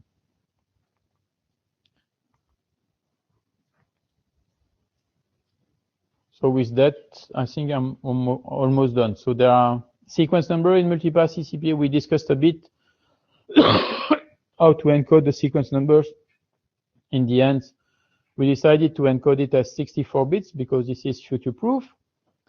But we find a way to put them in the TCP options as 32 bits because we don't want to transport too much information in the multipath TCP option. So that's the multipath TCP option that we use to map the DSS, the payload length. So you have the data acknowledgement, the data sequence number, subflow sequence number, data level length, checksum, and some flags. The details are not that important, but that's the way the data is being transported and it's being sent through the network. So with that, I think it's time for a break. Okay, so let's continue our exploration of multipath TCP, and we will go quickly at congestion control. So the issue is, how can we control multiple paths? Reminder that in TCP we have a linear congestion control where we increase slowly the bandwidth when the network is not congested, and we decrease it quickly when the network is congested. So to be fair and efficient, we know that we must use the additive increase, multiplicative decrease, and this is what we do in TCP. You all know that. In multipath TCP, so yeah, in regular TCP, we have congestion control. We have congestion window, which is maintained on the sending host. When there is no congestion, we do congestion avoidance. So we increase the congestion window by one segment every 1/5 time. And if there is congestion, we will detect congestion by losses. And if there is mild congestion, fast retransmit, we do a multiplicative decrease, which means that we divide the congestion window by 2, and we restart in congestion avoidance. And if we have a severe congestion at timeout, we restart the congestion window at 1, and we will start again with a slow start and then move to the congestion avoidance. And you know that the evolution of the congestion window on a TCP connection will be something like that. You start with a slow start, you get the first loss, you do a fast retransmit, and then you hope to keep always in congestion avoidance mode. And if you are always in congestion avoidance mode, then your connection is working more or less correctly. So what can we do for multipath TCP? And I will be brief on that. First approach would be to use independent congestion windows. So you use different congestion window for the blue subflow and for the green subflow, because the two paths are different, and if the two paths are different, then you could use a different congestion window. And that's the simple approach. If you do that, there is a problem, is that you might have a shared bottleneck between the client and the server, and some paths that seem to be independent on the client side might go on the same bottleneck somewhere in the network. And if you are in this situation, then you would have a multipath TCP client that would use two subflows compared to a regular TCP client that would use only one subflow. And since TCP would share the bandwidth on a per connection basis, you would get 2/3 for the red multipath TCP and 1/3 for the blue, which would be unfair. So using independent congestion window is not good. So in multipath TCP, the congestion control schemes that we have, they will use a coupled congestion control. And with this coupled congestion control, what we will try to do is that we will use a congestion window, and the congestion window of the different subflows will be maintained in a way that the growth of the congestion window cannot be faster than TCP with a single flow. So we don't want multipath TCP with multiple subflows to be more aggressive than TCP with a single flow. And what the coupled congestion control will try to do is that it will aim at moving traffic away from the congested path. So if one path is congested, then multipath TCP will try to have a small congestion window on the congested path and a large congestion window on the non-congested path, so that we use the non-congested path first. So here is now one example of the multipath TCP congestion control scheme, which is the standardized one, the linked increase congestion control. So what we do when there is a loss, we decrease the congestion window by half, as we do in regular TCP. And when we have the additive increase phase, we don't want in the additive increase phase to be too aggressive compared to regular TCP. And for that, we will bound the increase by looking at the ratio between the congestion window of the different subflows and the round-trip time of the different subflows. And this is the math which is used by the link increase congestion control algorithm. As always with multipath TCP and with TCP, as soon as you start with a new congestion control scheme, there is a variety of different congestion control schemes. So the first one is the one from Cosine ratio, Demon Wishik, and the others which led to the standardized version by the ITF. But since then, there are other congestion control schemes that have been proposed. There is the OLIA from Khalili. There is delay-based congestion control. There is a Westwood congestion control. There is a cubic congestion control. Now there is BALIA, and you can expect to have multiple theses on congestion control schemes. And you will see other multipath TCP congestion control schemes that will continue to appear in the coming years. And I guess for a decade, you will see new multipath TCP congestion control schemes.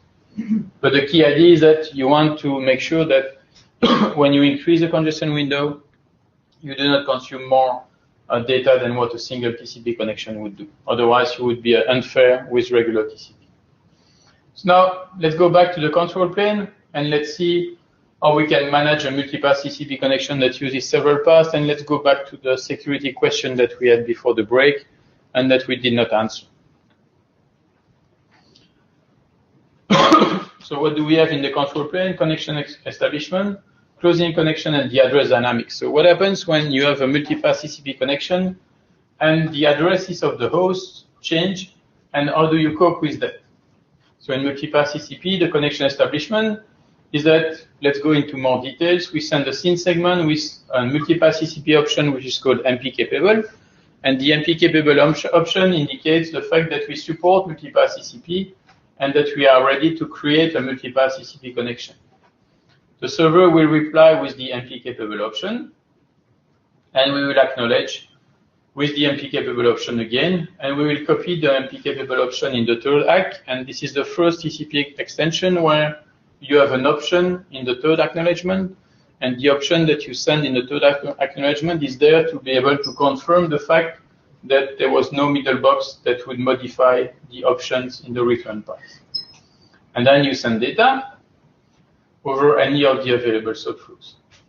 So let's look in more details at what we have for the connection establishment phase. So what are the roles of the initial TCP handshake? And there are three important roles. We first verify that the remote host is willing to open a TCP connection. And when we open a TCP connection, we need to propose an initial TCP sequence number, and we will need to negotiate a TCP maximum segment size. We will negotiate TCP options. The most frequent ones are the timestamp option, selective acknowledgement option, and the window scale option. And for multipath TCP, we want to negotiate that the server supports multipath TCP. And if so, we want to propose a token in each direction.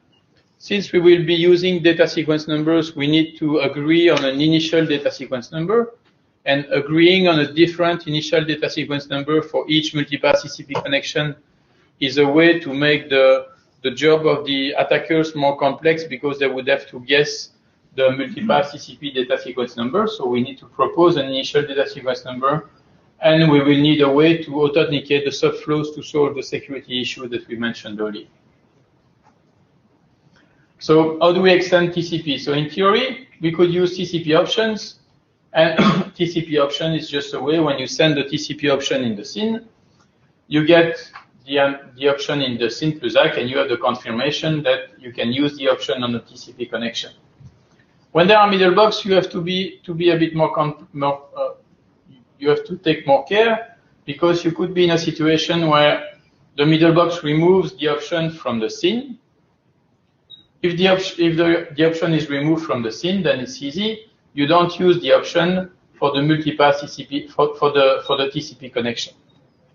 But you could also be in a situation where does it happen that middlebox remove options in SYN? Of course, in random TCP connection. In HTTP port, you have 14% of the path where you remove the option, an unknown option in the SYN segment. But you could also be in a situation where there is a middlebox on the path for the return option. So you could be in a situation where the SYN plus ACK contains a SACK permitted option, but the middlebox on the return path removes the SACK permitted option. And there you would have a desynchronization between the state on the client and the state on the server, because the client thinks that selective acknowledgement cannot be used, while the server thinks that selective acknowledgements can be used for the specific TCP connection. So for SAC, this is not a problem, but for Multipath TCP, this could be a problem. So let's look at the Multipath TCP handshake. So we send the SYN with the MP capable option. The SYN plus ACK is returned. And we will put an MPTCP option in the third ACK. And the MPTCP option in the third ACK is to cope with the possible loss of the option in the SYN plus ACK, which is returned by the server. And it is used as a confirmation of the fact that the client has correctly received the MP capable option, which was sent by the server. So it's to cope with this issue. The MP capable has been removed, and we want to allow the server to know that the MP capable option that it sent has been removed for the Multipath TCP connection. And this is part of the Multipath TCP implementation, so that if we remove, if we receive in the ACK, we don't receive the MP capable option, then we disable Multipath TCP for this specific connection. How do we exchange the token? So for the token, we send the client token in the MP capable option from the client. The server sends it back in the MP capable option. And then we copy the token in the third ACK of the MP capable option. And then we have, if we copy the client token in the MP capable option, then it's possible for the server to send the SYN plus ACK without keeping any state, and which is a way to deal with possible denial of service attacks, which allows the server to operate stateless. So next point is the initial data sequence number. So we need an initial data sequence number, because if we can get an initial data sequence number which is random, then this will improve security, because if an attacker wants to inject some data in a Multipath TCP connection, he will have to find what is the TCP sequence number which is used on the connection, and also what is the data sequence number which is used on the connection. TCP sequence numbers are 32 bits long, data sequence number are 64 bits long, and this increases the difficulty for an attacker to inject data in the connection. So using a random value for the IDSN is important from a security viewpoint, but then the question is, how do we find a random value for the initial data sequence number?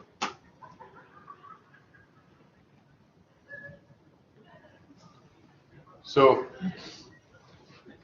what is the value that we will use as an initial data sequence number? And the issue is that we cannot simply use as a first segment to indicate the value of the initial sequence number that we use, because we could be in a situation where this first segment is lost, and then we create a second subflow and we send the data.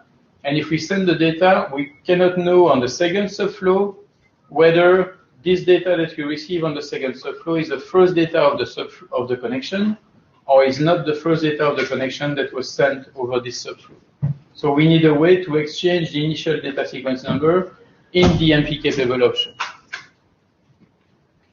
So we will put this information in the MP capable option, which will be negotiated part of the initial exchange of the MP capable option. So in the MP capable option, we have already the token, and we have the initial data sequence number. So the token is 32 bits long, and the initial data sequence number is 64 bits long. Next step is, how can we secure? I would put brackets for secure, but at least what we want to do is that we want to authenticate the establishment of the subflows, and we want to be in a situation where the utilization of Multipath TCP does not make the job of attacker easier, because attacker could associate subflows to an existing Multipath TCP connection. So how do we do that? Basically, so the objective of Multipath TCP from a security viewpoint was to be as secure as the existing TCP, but without adding too much overhead compared to the existing TCP. So putting TLS inside Multipath TCP to provide security was outside the scope of Multipath TCP, because this would change completely the protocol. So we want to stay as close as possible to TCP, so the security should not be worse than TCP, but it will not be much better than TCP. So what we do is that we will allow each host to announce a key during the initial handshake. And in MPTCP, since we put the key in the SYN segment, the keys will be sent in clear. So we do not encrypt anything in the key. We don't use Diffie-Hellman or any complex mechanism because we are part of TCP and we don't want to make the TCP handshake much longer than what it is today. And when we establish a subflow, we use an HMAC plus the key to authenticate the subflow. So let's look at an example. Oh yeah, we have to put all this information in the SYN. Initial data sequence number, token, and the key. And for the keys, you always know that the longer key, the better it is, and the more random the key is, the better it is. We have a small issue, a small practical issue there in TCP is that there is a constraint on the TCP options, the maximum length of the TCP header because of the TCP header length is 64 bytes. And the option length must be a multiple of 4 bytes, and you can only have 44 bytes of options for TCP.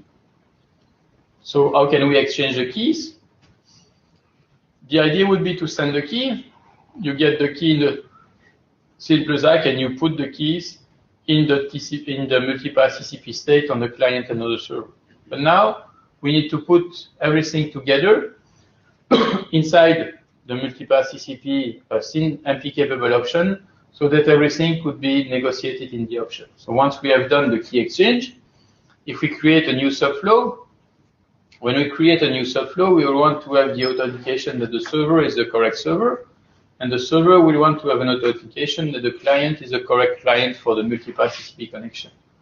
And we will do that when we send the SYN, we will send the nonce, which is a random number, to the server.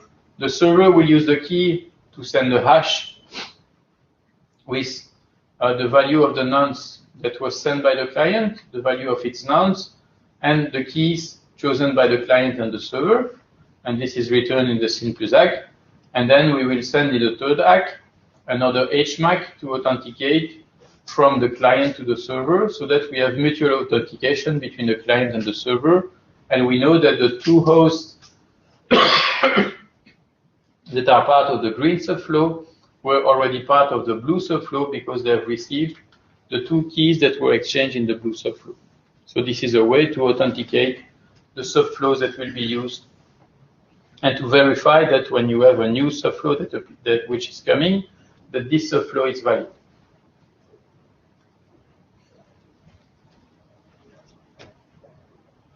So TCP options, what are the options that already exist?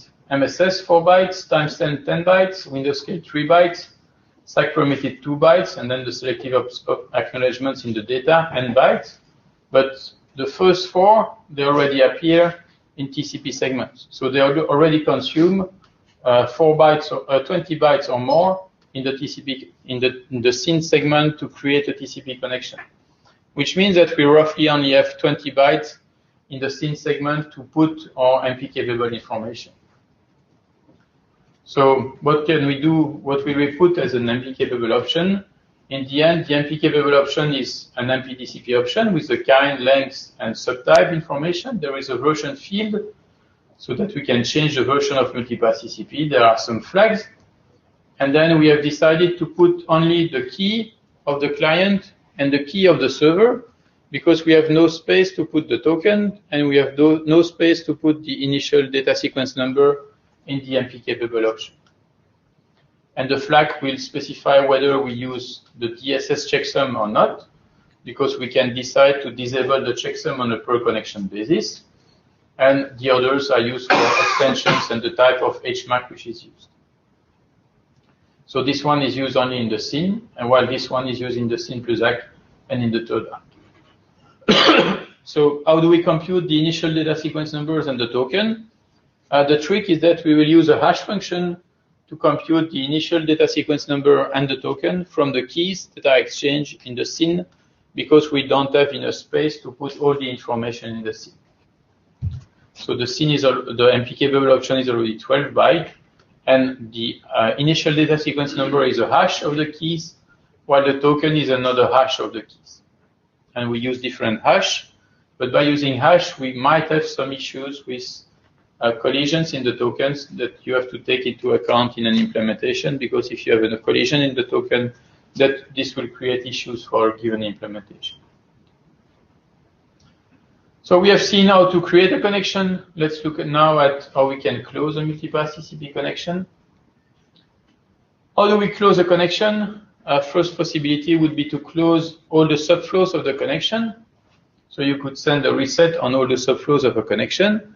But if you do that, it means that you have removed the state on all the middle boxes in the past, but it does not necessarily indicate that you don't want to maintain the multipath TCP connection on the end host.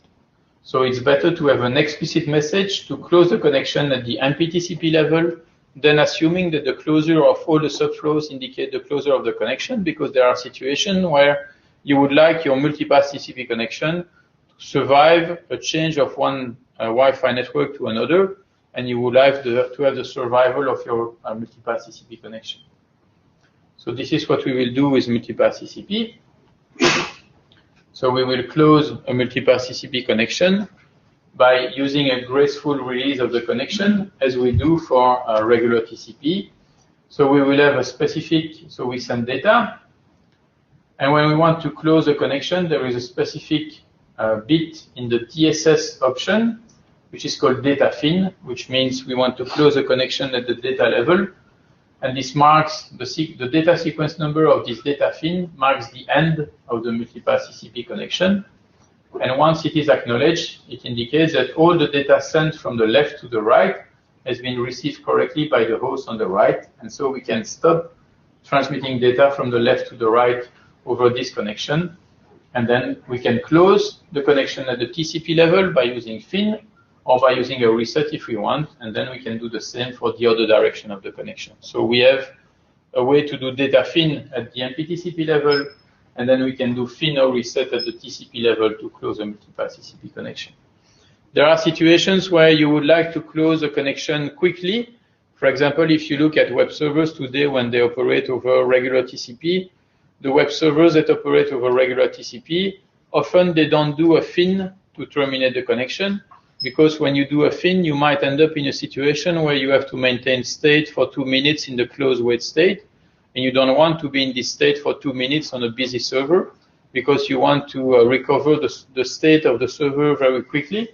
So you want to be able to close a connection very quickly. And for that, in multipath TCP, we have added a special option, which is called fast close, and which allows to quickly close a multipath TCP connection. So the multipath TCP connection has been created over the 2 paths, and if you want to close the connection, you just send a special segment with the fast close option, and the fast close option will contain the keys that were exchanged at the beginning of the connection to authenticate the closure and the termination of the connection.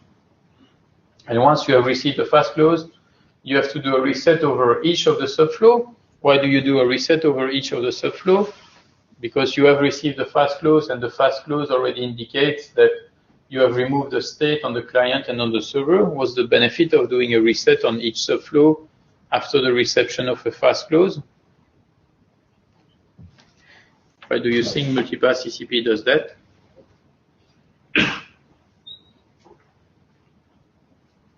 Yes? To clear the state in the middle boxes? To clear the state in the middle boxes. So if we have a middle box, the middle box do not understand the fast close option, but they will understand reset, and then we clear the state on the middle box. So we are gentle with the middle boxes. Maybe we should not. Last point is address dynamics. So on the host, you can change your IP addresses, and you want to learn the address of the server, and you want to deal with the change of addresses, because you can be in a situation where you are connected to different networks over the lifetime of a multipath TCP connection. So we did measurements with multipath TCP on smartphones, and we found multipath TCP connection that lasts more than 1 day on a smartphone. So you have very long multipath TCP connection, and on this long multipath TCP connection, you can change from one address to another. And we found one connection where we changed 42 times during the lifetime of the connection for the address which was used to carry on the connection. So how do we do that? In multipath TCP, let's look first at a server which is multi-homed and supports S2 IPv4 address and one IPv6 address.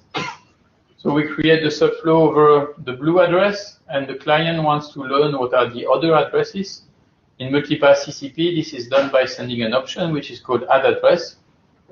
And add address is a way to carry the additional addresses that are known and that are used by the server to the client. And then the client can decide whether to create an additional subflow towards any of these addresses at that time. And here, for example, it learned the IPv6 address and it has decided to create a subflow over the IPv6 address, but not over the blue IPv4 address. The same happens when you have a mobile client. So you create a subflow over the blue interface, and then the mobile client gets another IP address, so it will send another address to the server to inform the server. Usually in the current implementation, the server does not create subflows because we expect that the client is often behind the NAT or behind the firewall, and it doesn't make sense for the server to create a subflow. But in the protocol, it's possible to create a subflow from the server to the client. It's a choice in the implementation today to not create a subflow from the server to the client, but this would be possible. And then the client creates a SYN and creates a subflow over the green interface. And we can lose the blue interface and continue the connection over the green subflow. And when we lose one interface, there is an additional message which is called remove address. And remove address indicates to the server that one address that was used before by the client is not reachable anymore. And when the server knows that, it knows that all the data it has tried to send over the blue subflow, but for which it did not receive an acknowledgement, this data will never be acknowledged over the blue subflow, so the server can take the data and retransmit it immediately over the green subflow. So that's a way to inform the server of the change, the switch from one IP address to another, and to allow the server to react quickly.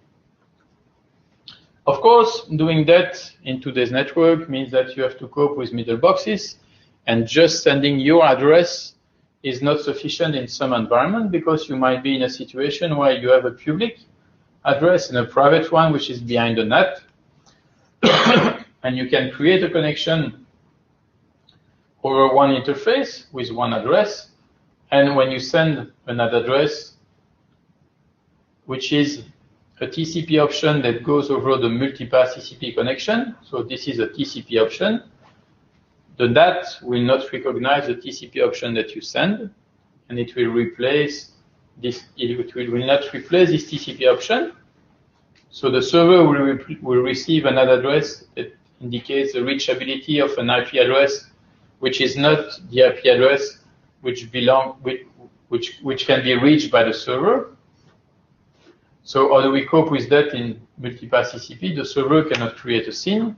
So if you want to be able to support that, what happens is that in Multipath TCP, each address has one identifier, and the subflow is established between the addresses that have the 0 as identifier, and each host will maintain a list of pairs of address identifier that are used to identify the MPTCP endpoint. And you use the add address contains the address and the identifier, and the remove address contains the identifier. And when you create a subflow, you indicate what is the identifier of the address that you use to create the subflow. So the initial subflow is the one that corresponds to identifier 0. I send the add address for identifier 1, and when I create the subflow, I indicate that this subflow, which could appear with a different IP address to the server from the one that was announced for the add address because there could be a NAT there, it corresponds to identifier 1. And if I want to remove this subflow, then I will simply send a remove address that indicates the identifier for which the address has been removed. And the server only has to deal with the identifier, and it doesn't have to deal with the IP addresses. So it's possible to support the dynamics of the IP addresses. So with that, I think I've covered most of the design of Multipath TCP. Do you have any questions about the design of Multipath TCP?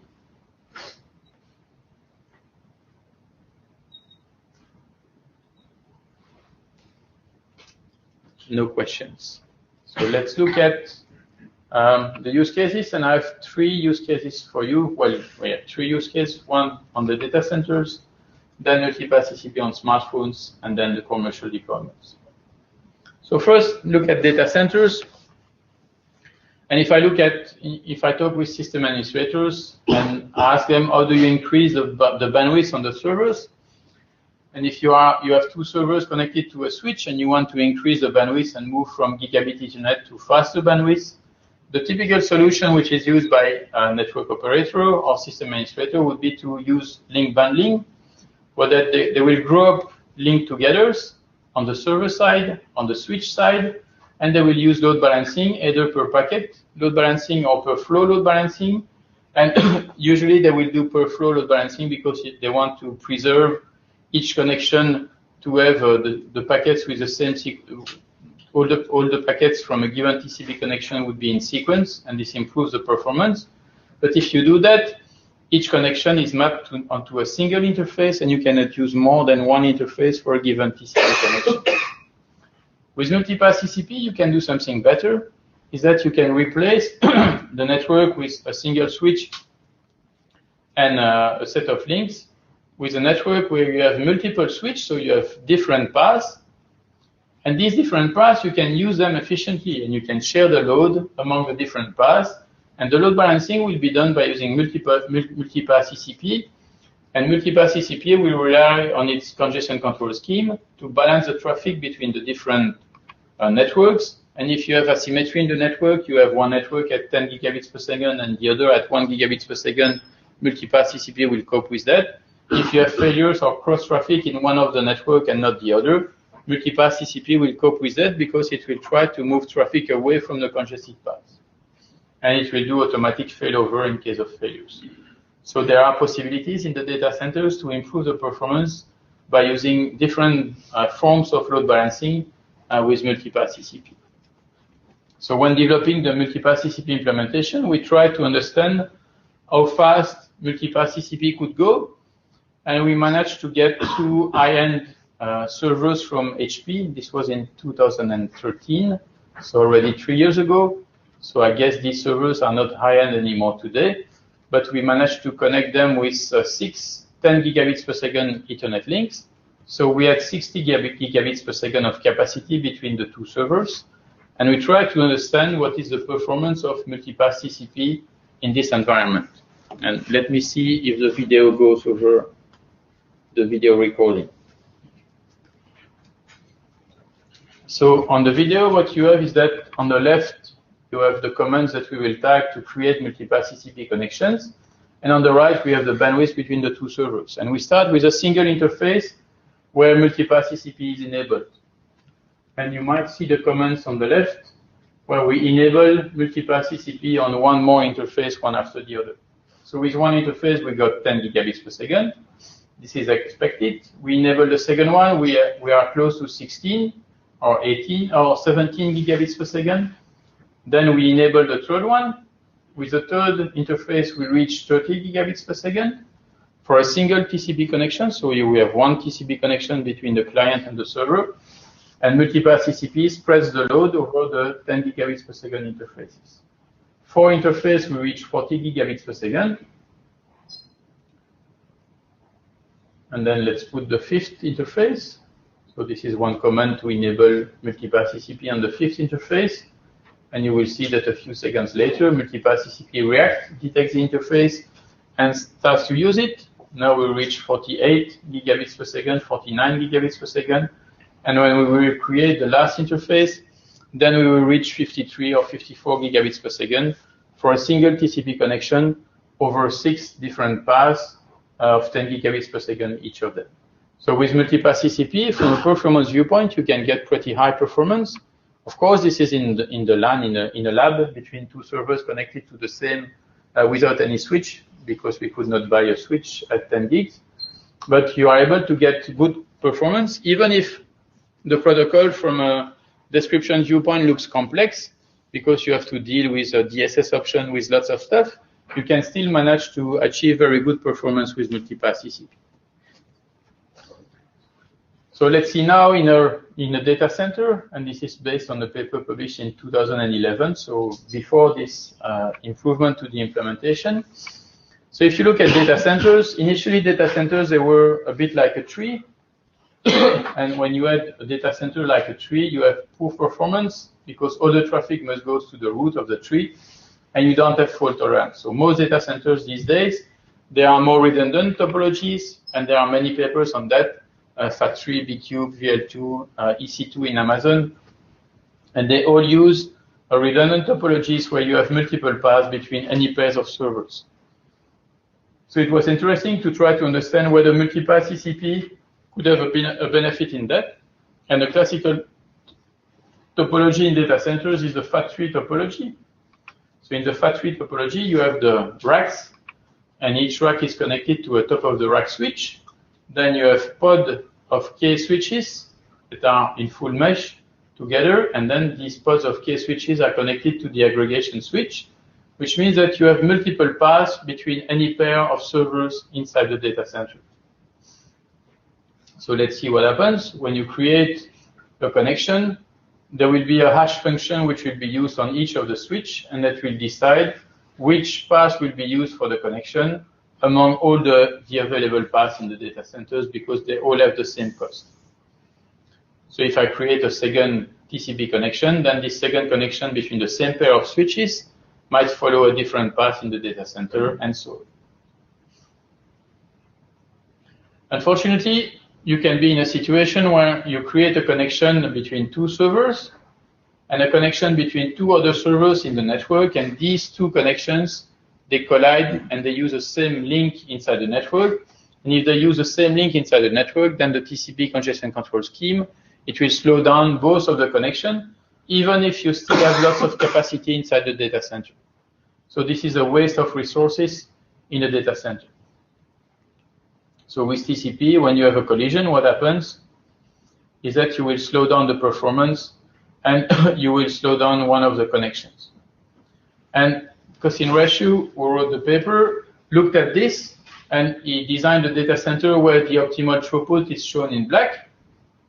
And he tried to measure by simulation what is the throughput that TCP would find in this data center. And he ranked all the flows with the amount of traffic of bandwidth that each flow would receive. And you see that with regular TCP, you have a large number of flows that do not receive a large amount of bandwidth inside the network. And the reason is that you have collisions between two TCP connections that use the same link inside the data center, and you do not spread evenly the traffic among all the links in the data center. What can we do to improve that? There are two ways to improve the solution. The first solution is to use what people call an oracle. If you assume that you have software-defined network and you have a solution like OpenFlow to manage the different switches, then what you can do is that when you create a connection from one server, you query the oracle, and you inform the oracle that you are creating a TCP connection, and the oracle knows what's the topology of the network, what's the load on the link, and it will assign you to a specific path that will allow you to use a path with as few collisions as possible. With multipath TCP, there is a different way. You get rid of the oracle, which could be a single point of failure in the network, and you simply let multipath TCP use multiple flows between a pair of servers. How can you use multiple flows between a pair of servers? Well, that's easy. You just use multiple subflows with different source ports, and they use the same source IP address and destination IP address and destination ports. And since they use different source ports, they will be hashed to a different values by the switches inside the network. And what happens when you have a collision like that? You have the coupled congestion control scheme that will slow down the subflows where there is a collision, and will let the other subflow, the traffic increase on the path where there is no collision. So if you do that with multipath TCP and you rerun the same simulation, then you get this result where almost all the connections get a throughput of at least 800 megabits per second, and some connections, they reach more than 900 megabits per second. So you have a much higher throughput by doing multipath TCP because you better spread the load inside the data center. So this was based on simulations. One question that people often ask is, you have simulation, but does it work in reality?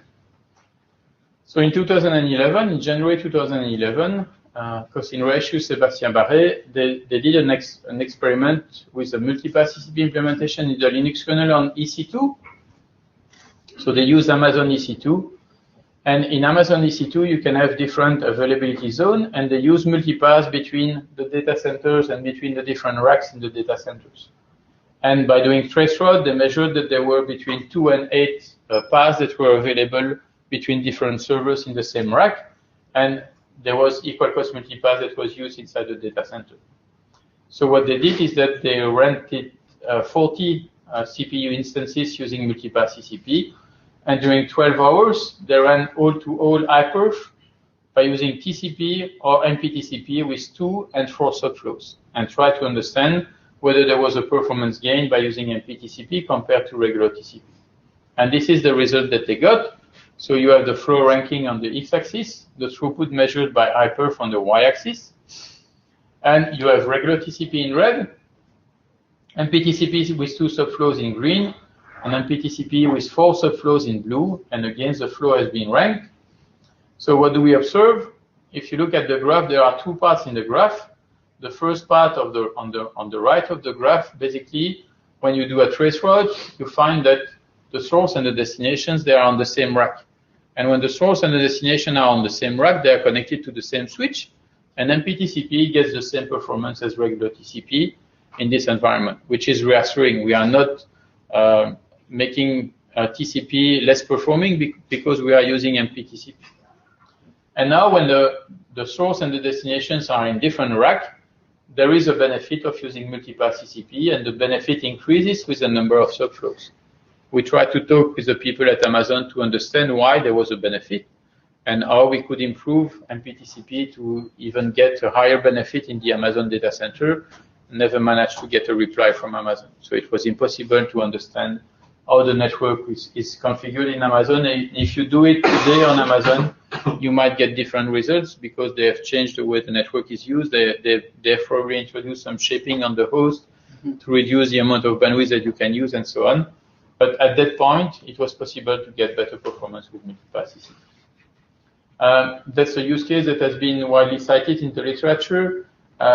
Except this paper, I'm not aware of commercial deployment of Multipath TCP in data center environments, except one company that mentioned that they were using Multipath TCP to support Ceph, which is a distributed file system, and they use Multipath TCP to improve the failover of Ceph in case of failure and the load balancing of Ceph, but I don't think that this is in a very large data center.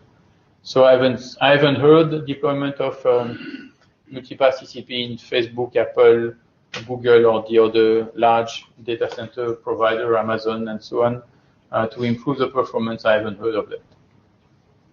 If you have information, I'm interested, but usually they don't reveal this kind of information. Second use case is the smartphones. So the motivation is very simple. We have one device with multiple wireless interfaces, and you would like to be able to combine these different wireless interfaces together. So let's first see a demo and see how it works in practice. Let me launch the demo. So here you have SSH, and we will use SSH to connect to a server, and we will use a screen saver on the server, and you have 3 interfaces: Ethernet, Wi-Fi, and 2G. And we will spread the load. So we first start the screensaver to generate traffic. All the traffic goes over the Internet interface. And then we will disable the Ethernet interface. And you see that when we disable the Ethernet interface, SSH is not affected. And all the traffic moves to the Wi-Fi interface. There is some data sent over the 2G interface, but not a lot. And maybe it was due to a drop of the Wi-Fi interface. When we disable the Wi-Fi interface, we move everything to the cellular interface.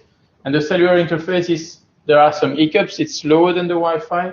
So we enable the Ethernet back, and Ethernet is faster, and all the traffic moves back to the Ethernet interface. Why does it move back quickly from one interface to another? It's because in this demo, Multipath TCP is using the default scheduler, which prefers the path with the lowest round trip time. So when there is a path with the lowest round trip time, it's always this path that we will use. And when you compare Ethernet, Wi-Fi, and 2G, it's Ethernet that has the slowest round trip time, then it's Wi-Fi, and then it's 2G. But as you see, we can move from one connection to another, and we can do handovers without affecting the TCP connection and without affecting the application, except some buffering when we don't have enough data we don't have enough capacity on the 2G interface to transmit data. And in some point, we might use multiple interfaces at the same time to send data and to do load balancing. So it works well with an unmodified application. We did not change anything to SSH to make it run with Multipath TCP. We just used the Multipath TCP kernel on a machine which is running SSH and the X-Print stable. So now let's look at how we can do Multipath TCP over Wi-Fi and 3G. And typical example is that you have a server with a Wi-Fi network, let's say at 8 megabits per second and 20 milliseconds of delay, and a 3G network at 2 megabits per second and 150 milliseconds of delay. And we did the experiment, and we were writing the NSDI paper, and we did the experiment and trying to see how TCP was working in this environment. And for TCP, you know that the performance of TCP is always a function of the receive buffer. So we varied the receive buffer, and we try to see what is the average output that we get with TCP. And the result was as expected. If the window is really small, then we have a problem with the long delay path, but otherwise, we have the expected performance with regular TCP over Wi-Fi and over 3G. Then we tried to use Multipath TCP in exactly this environment. And we were expecting to get 10 megabits per second, which is the sum between 2 and 8. And we did the measurement, and we were 10 days before the deadline to submit the paper to NSDI, and we found this result, the red curve. And the right part of the red curve was good, because on the right part of the red curve, well, we have some overhead which is due to Multipath TCP, but we roughly get the 10 megabits per second that we expect. So this part was really good. But we were a bit worried by the left part of the figure, because if you send the left part of the figure to NSDI reviewers, they will tell you that, well, Multipath TCP is worse than regular TCP when the window is too small, and there might be a problem with Multipath TCP. So what happened there? Do you have an idea of what's going on there, and why do we have less performance with Multipath TCP than with regular TCP when we have a limited buffer?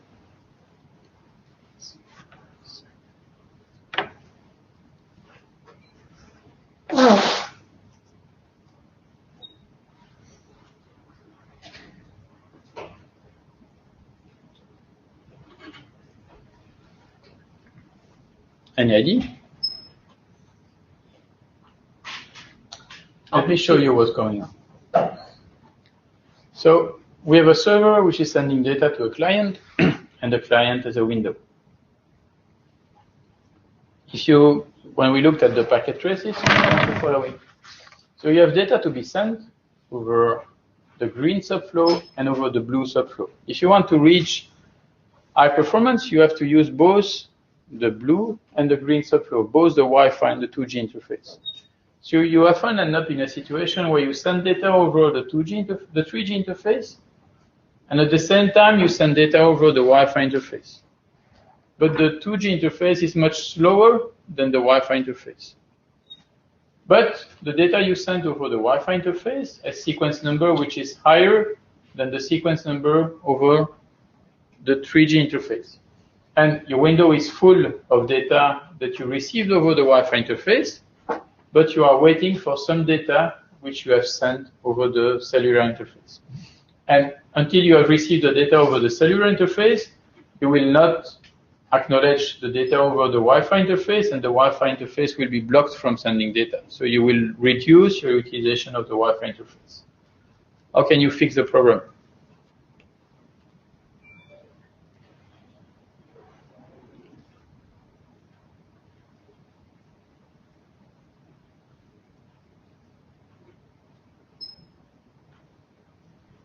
Scheduling. With the scheduler? Better scheduling. Better scheduling. So this is something that many people try to do. So develop a better scheduling that makes sure that you never get any hole in the window of the receiver.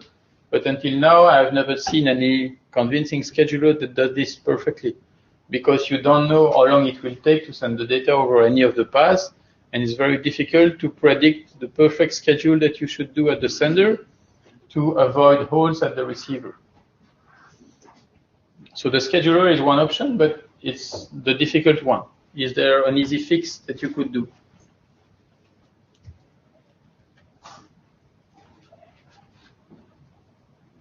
So one issue is that you have 150 milliseconds over the cellular interface, so it will take a long time before A reaches the window.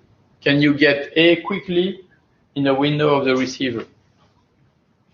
Yes? Too long for A, then resend A over the fast channel. So what you have to do is that you take A and you resend it over the fast channel. So this is called a reinjection, and we will resend A over the fast channel, and since the slow channel has affected us, what we will do is that we will halve the congestion window on the slow subflow as if there was a congestion on the slow subflow to reduce the utilization of the slow subflow. If we do that, which is called reinjection and penalization, we get to the black curve, and the black curve was accepted by the NSDI reviewer, this is more or less what you would have expected. But again, this is a few lines of code, and these few lines of code, they have an impact on the performance of Multipath TCP. This is a detail which is not important. So now to finish, let's look at what was going on commercially with Multipath TCP and what are the commercial deployment. Maybe the most funny one, which is from a Belgian company. So in Belgium, you have different televisions. And there is a Dutch-speaking television, which is called the VRT. And the VRT, they have a new car for the journalists that are doing videos in remote locations. And this car is a BMW Mini. And this BMW Mini, it has satellite antenna, cellular antennas, and Wi-Fi antennas.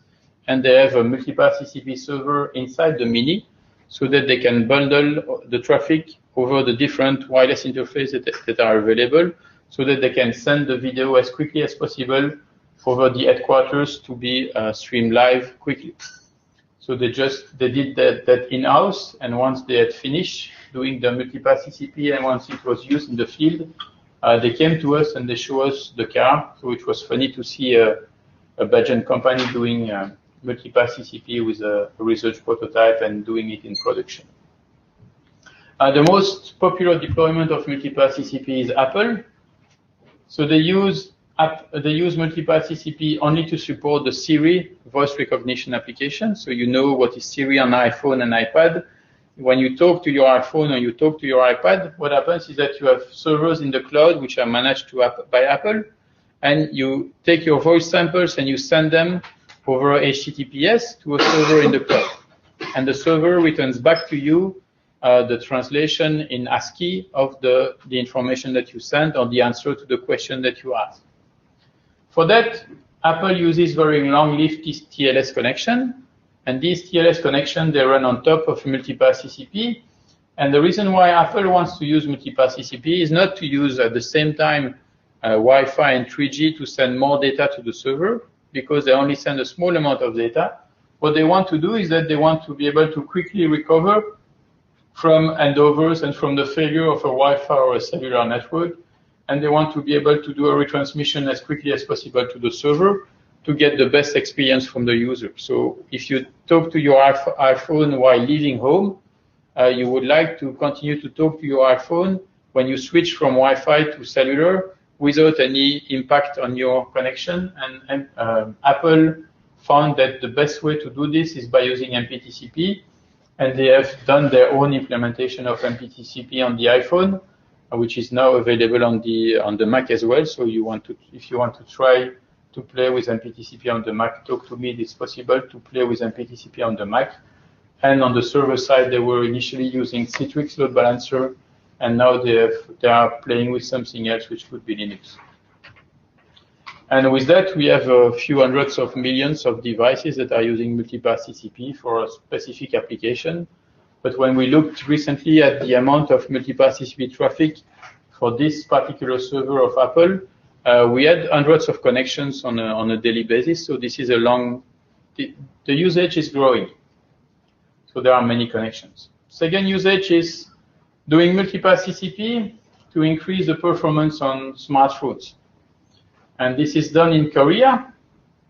There is a collaboration between Samsung, LG, and 3 network operators in Korea. In Korea, they have deployed LTE with carrier aggregation, which means that they get 300 megabits per second of bandwidth over 4G networks. But for Koreans, this is not enough. They want to have faster bandwidth. So they want to combine LTE with carrier aggregation with Wi-Fi and 600 megabits Wi-Fi with 300 megabits LTE, which brings you back to almost 1 gigabits per second on the smartphone. And they do this by having multipath TCP between the smartphone and a SOC server. And then from the SOC servers to the regular servers, they use regular TCP because the regular servers, they have not been upgraded to do anything else than regular TCP. So this is used in Korea by 3 operators. I guess there are today probably more than 100,000 users. And yesterday I learned that in Turkey they are doing the same. And there is a TV advertisement with Cristiano Ronaldo who is using multipath TCP. They don't mention multipath TCP. This is called in Turkey, this is called Giga 4.5.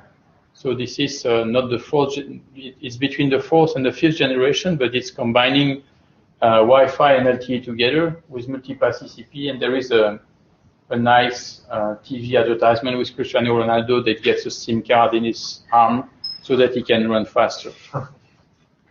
So this is an ongoing deployment. And there is another ongoing deployment in Europe. In Europe, the European Commission has told to all the countries that they wanted to have higher performance internet. And this is, in 2014, the number of countries and the provinces in the countries where you had fast broadband. And if you see a white color, it means that you don't have fast broadband. So this is the case in France, in Italy, in Greece. And the darker the color, the better the broadband you have. And the European Commission said to all countries, your objective should be to get 20 megabits for everyone by 2020. And there are many countries where it's getting difficult to get 20 megabits per second. So what people are doing now is that they are building solutions which is called hybrid access network, and this is being standardized by the Broadband Forum, and this is pushed by many network operators. There is an ongoing deployment by Swisscom in Switzerland. There is a proprietary solution by OVH, which is called Over the Box.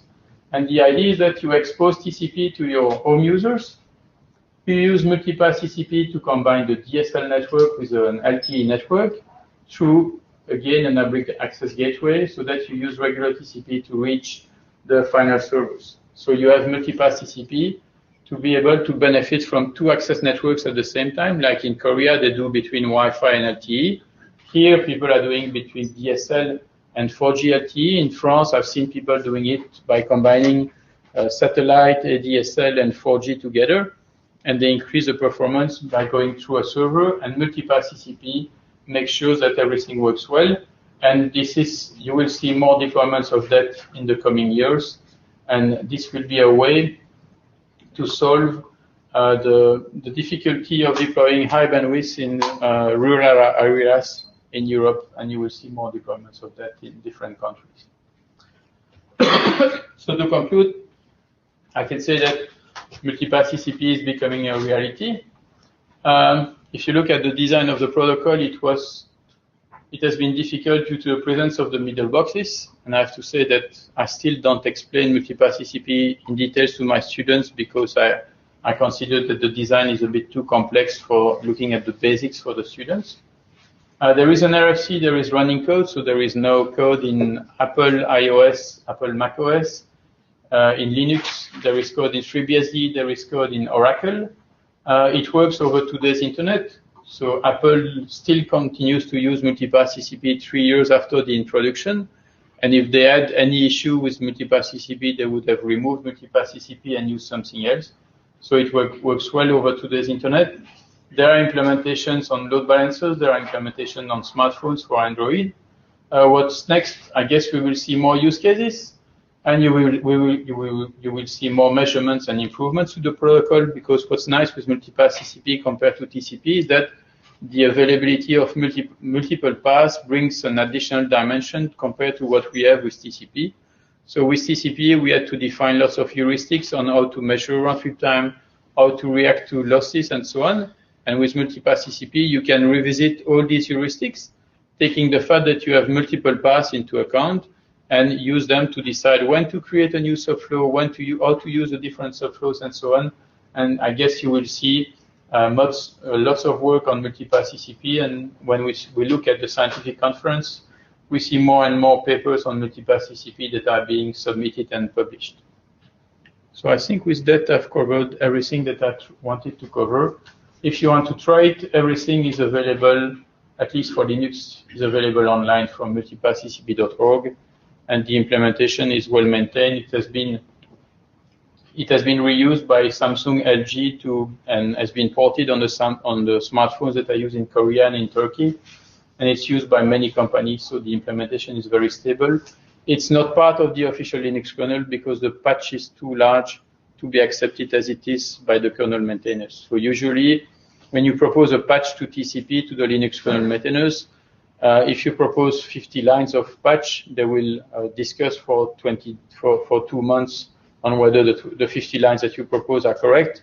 Here we have 10,000 lines of patches, and nobody dare to send this to the Linux kernel maintainers because this is too huge. So there is an effort from Intel trying to restructure the code so that it can be divided in multiple patch that can be reviewed together before being accepted in the official kernel. So there are many people that would like to have it accepted as in the official Linux kernel, but this is not yet the case. But you can get version for Linux 3.14, 4.1, 4.2, and there are multiple versions that are supported. So if you want to do experimentation, this is possible as well. And I think I'm done. Thanks. Do you have any questions? So if users want to use Multipath TCP, for example, in Korea or Turkey, they have to use it on a Samsung smartphone? So in Korea and Turkey, they have to use a Samsung or LG smartphone. If you want, as a researcher, we can give you the kernel that you could use on some smartphones where we have ported Multipath TCP on the specific kernel which is used by the smartphone. But in Korea, people don't know that they are using Multipath TCP.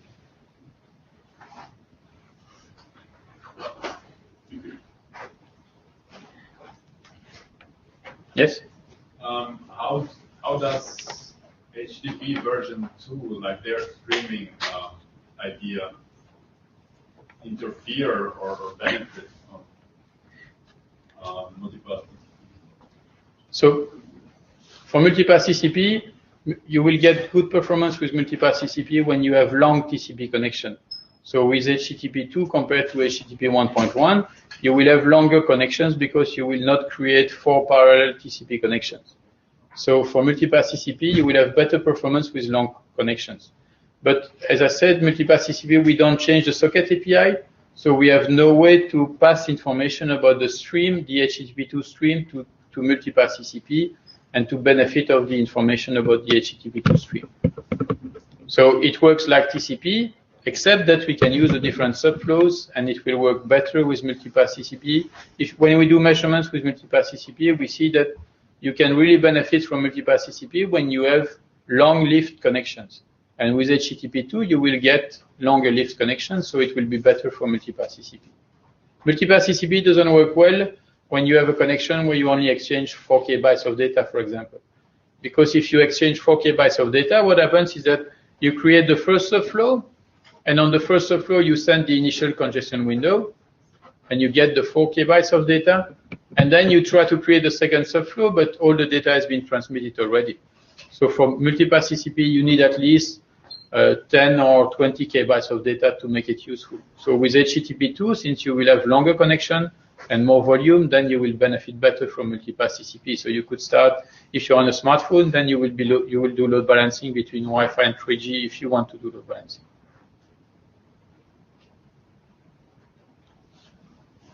More questions? Yeah? Yes? How can Multipath TCP be used, for example, in handling, for example, man-in-the-middle attacks, specifically like during the certificate exchange in SSL, where you, in one path, you exchange the certificate, terminate, and then use that certificate in another connection? So the question is, what happens when you have a man-in-the-middle attack with Multipath TCP? Yes. Does Note that. My question is, can it be used as a solution for man-in-the-middle attack? When exchanging the certificate, you can exchange during one path and then use that certificate in So can it prevent a man-in-the-middle attack because you are using Multipath TCP? If you have one of the paths that doesn't go through the attacker, you might think about solutions where you would send data over the path without the attacker and send data over the path with the attacker, maybe sending the same data over the two paths and compare the data that you receive to be able to detect that there is an attacker on one path. If the attacker is on both paths, then you are like regular TCP and you cannot benefit from that. But if you are able to use the two paths and one of them doesn't go through the attacker, then maybe it's possible to circumvent the attacker.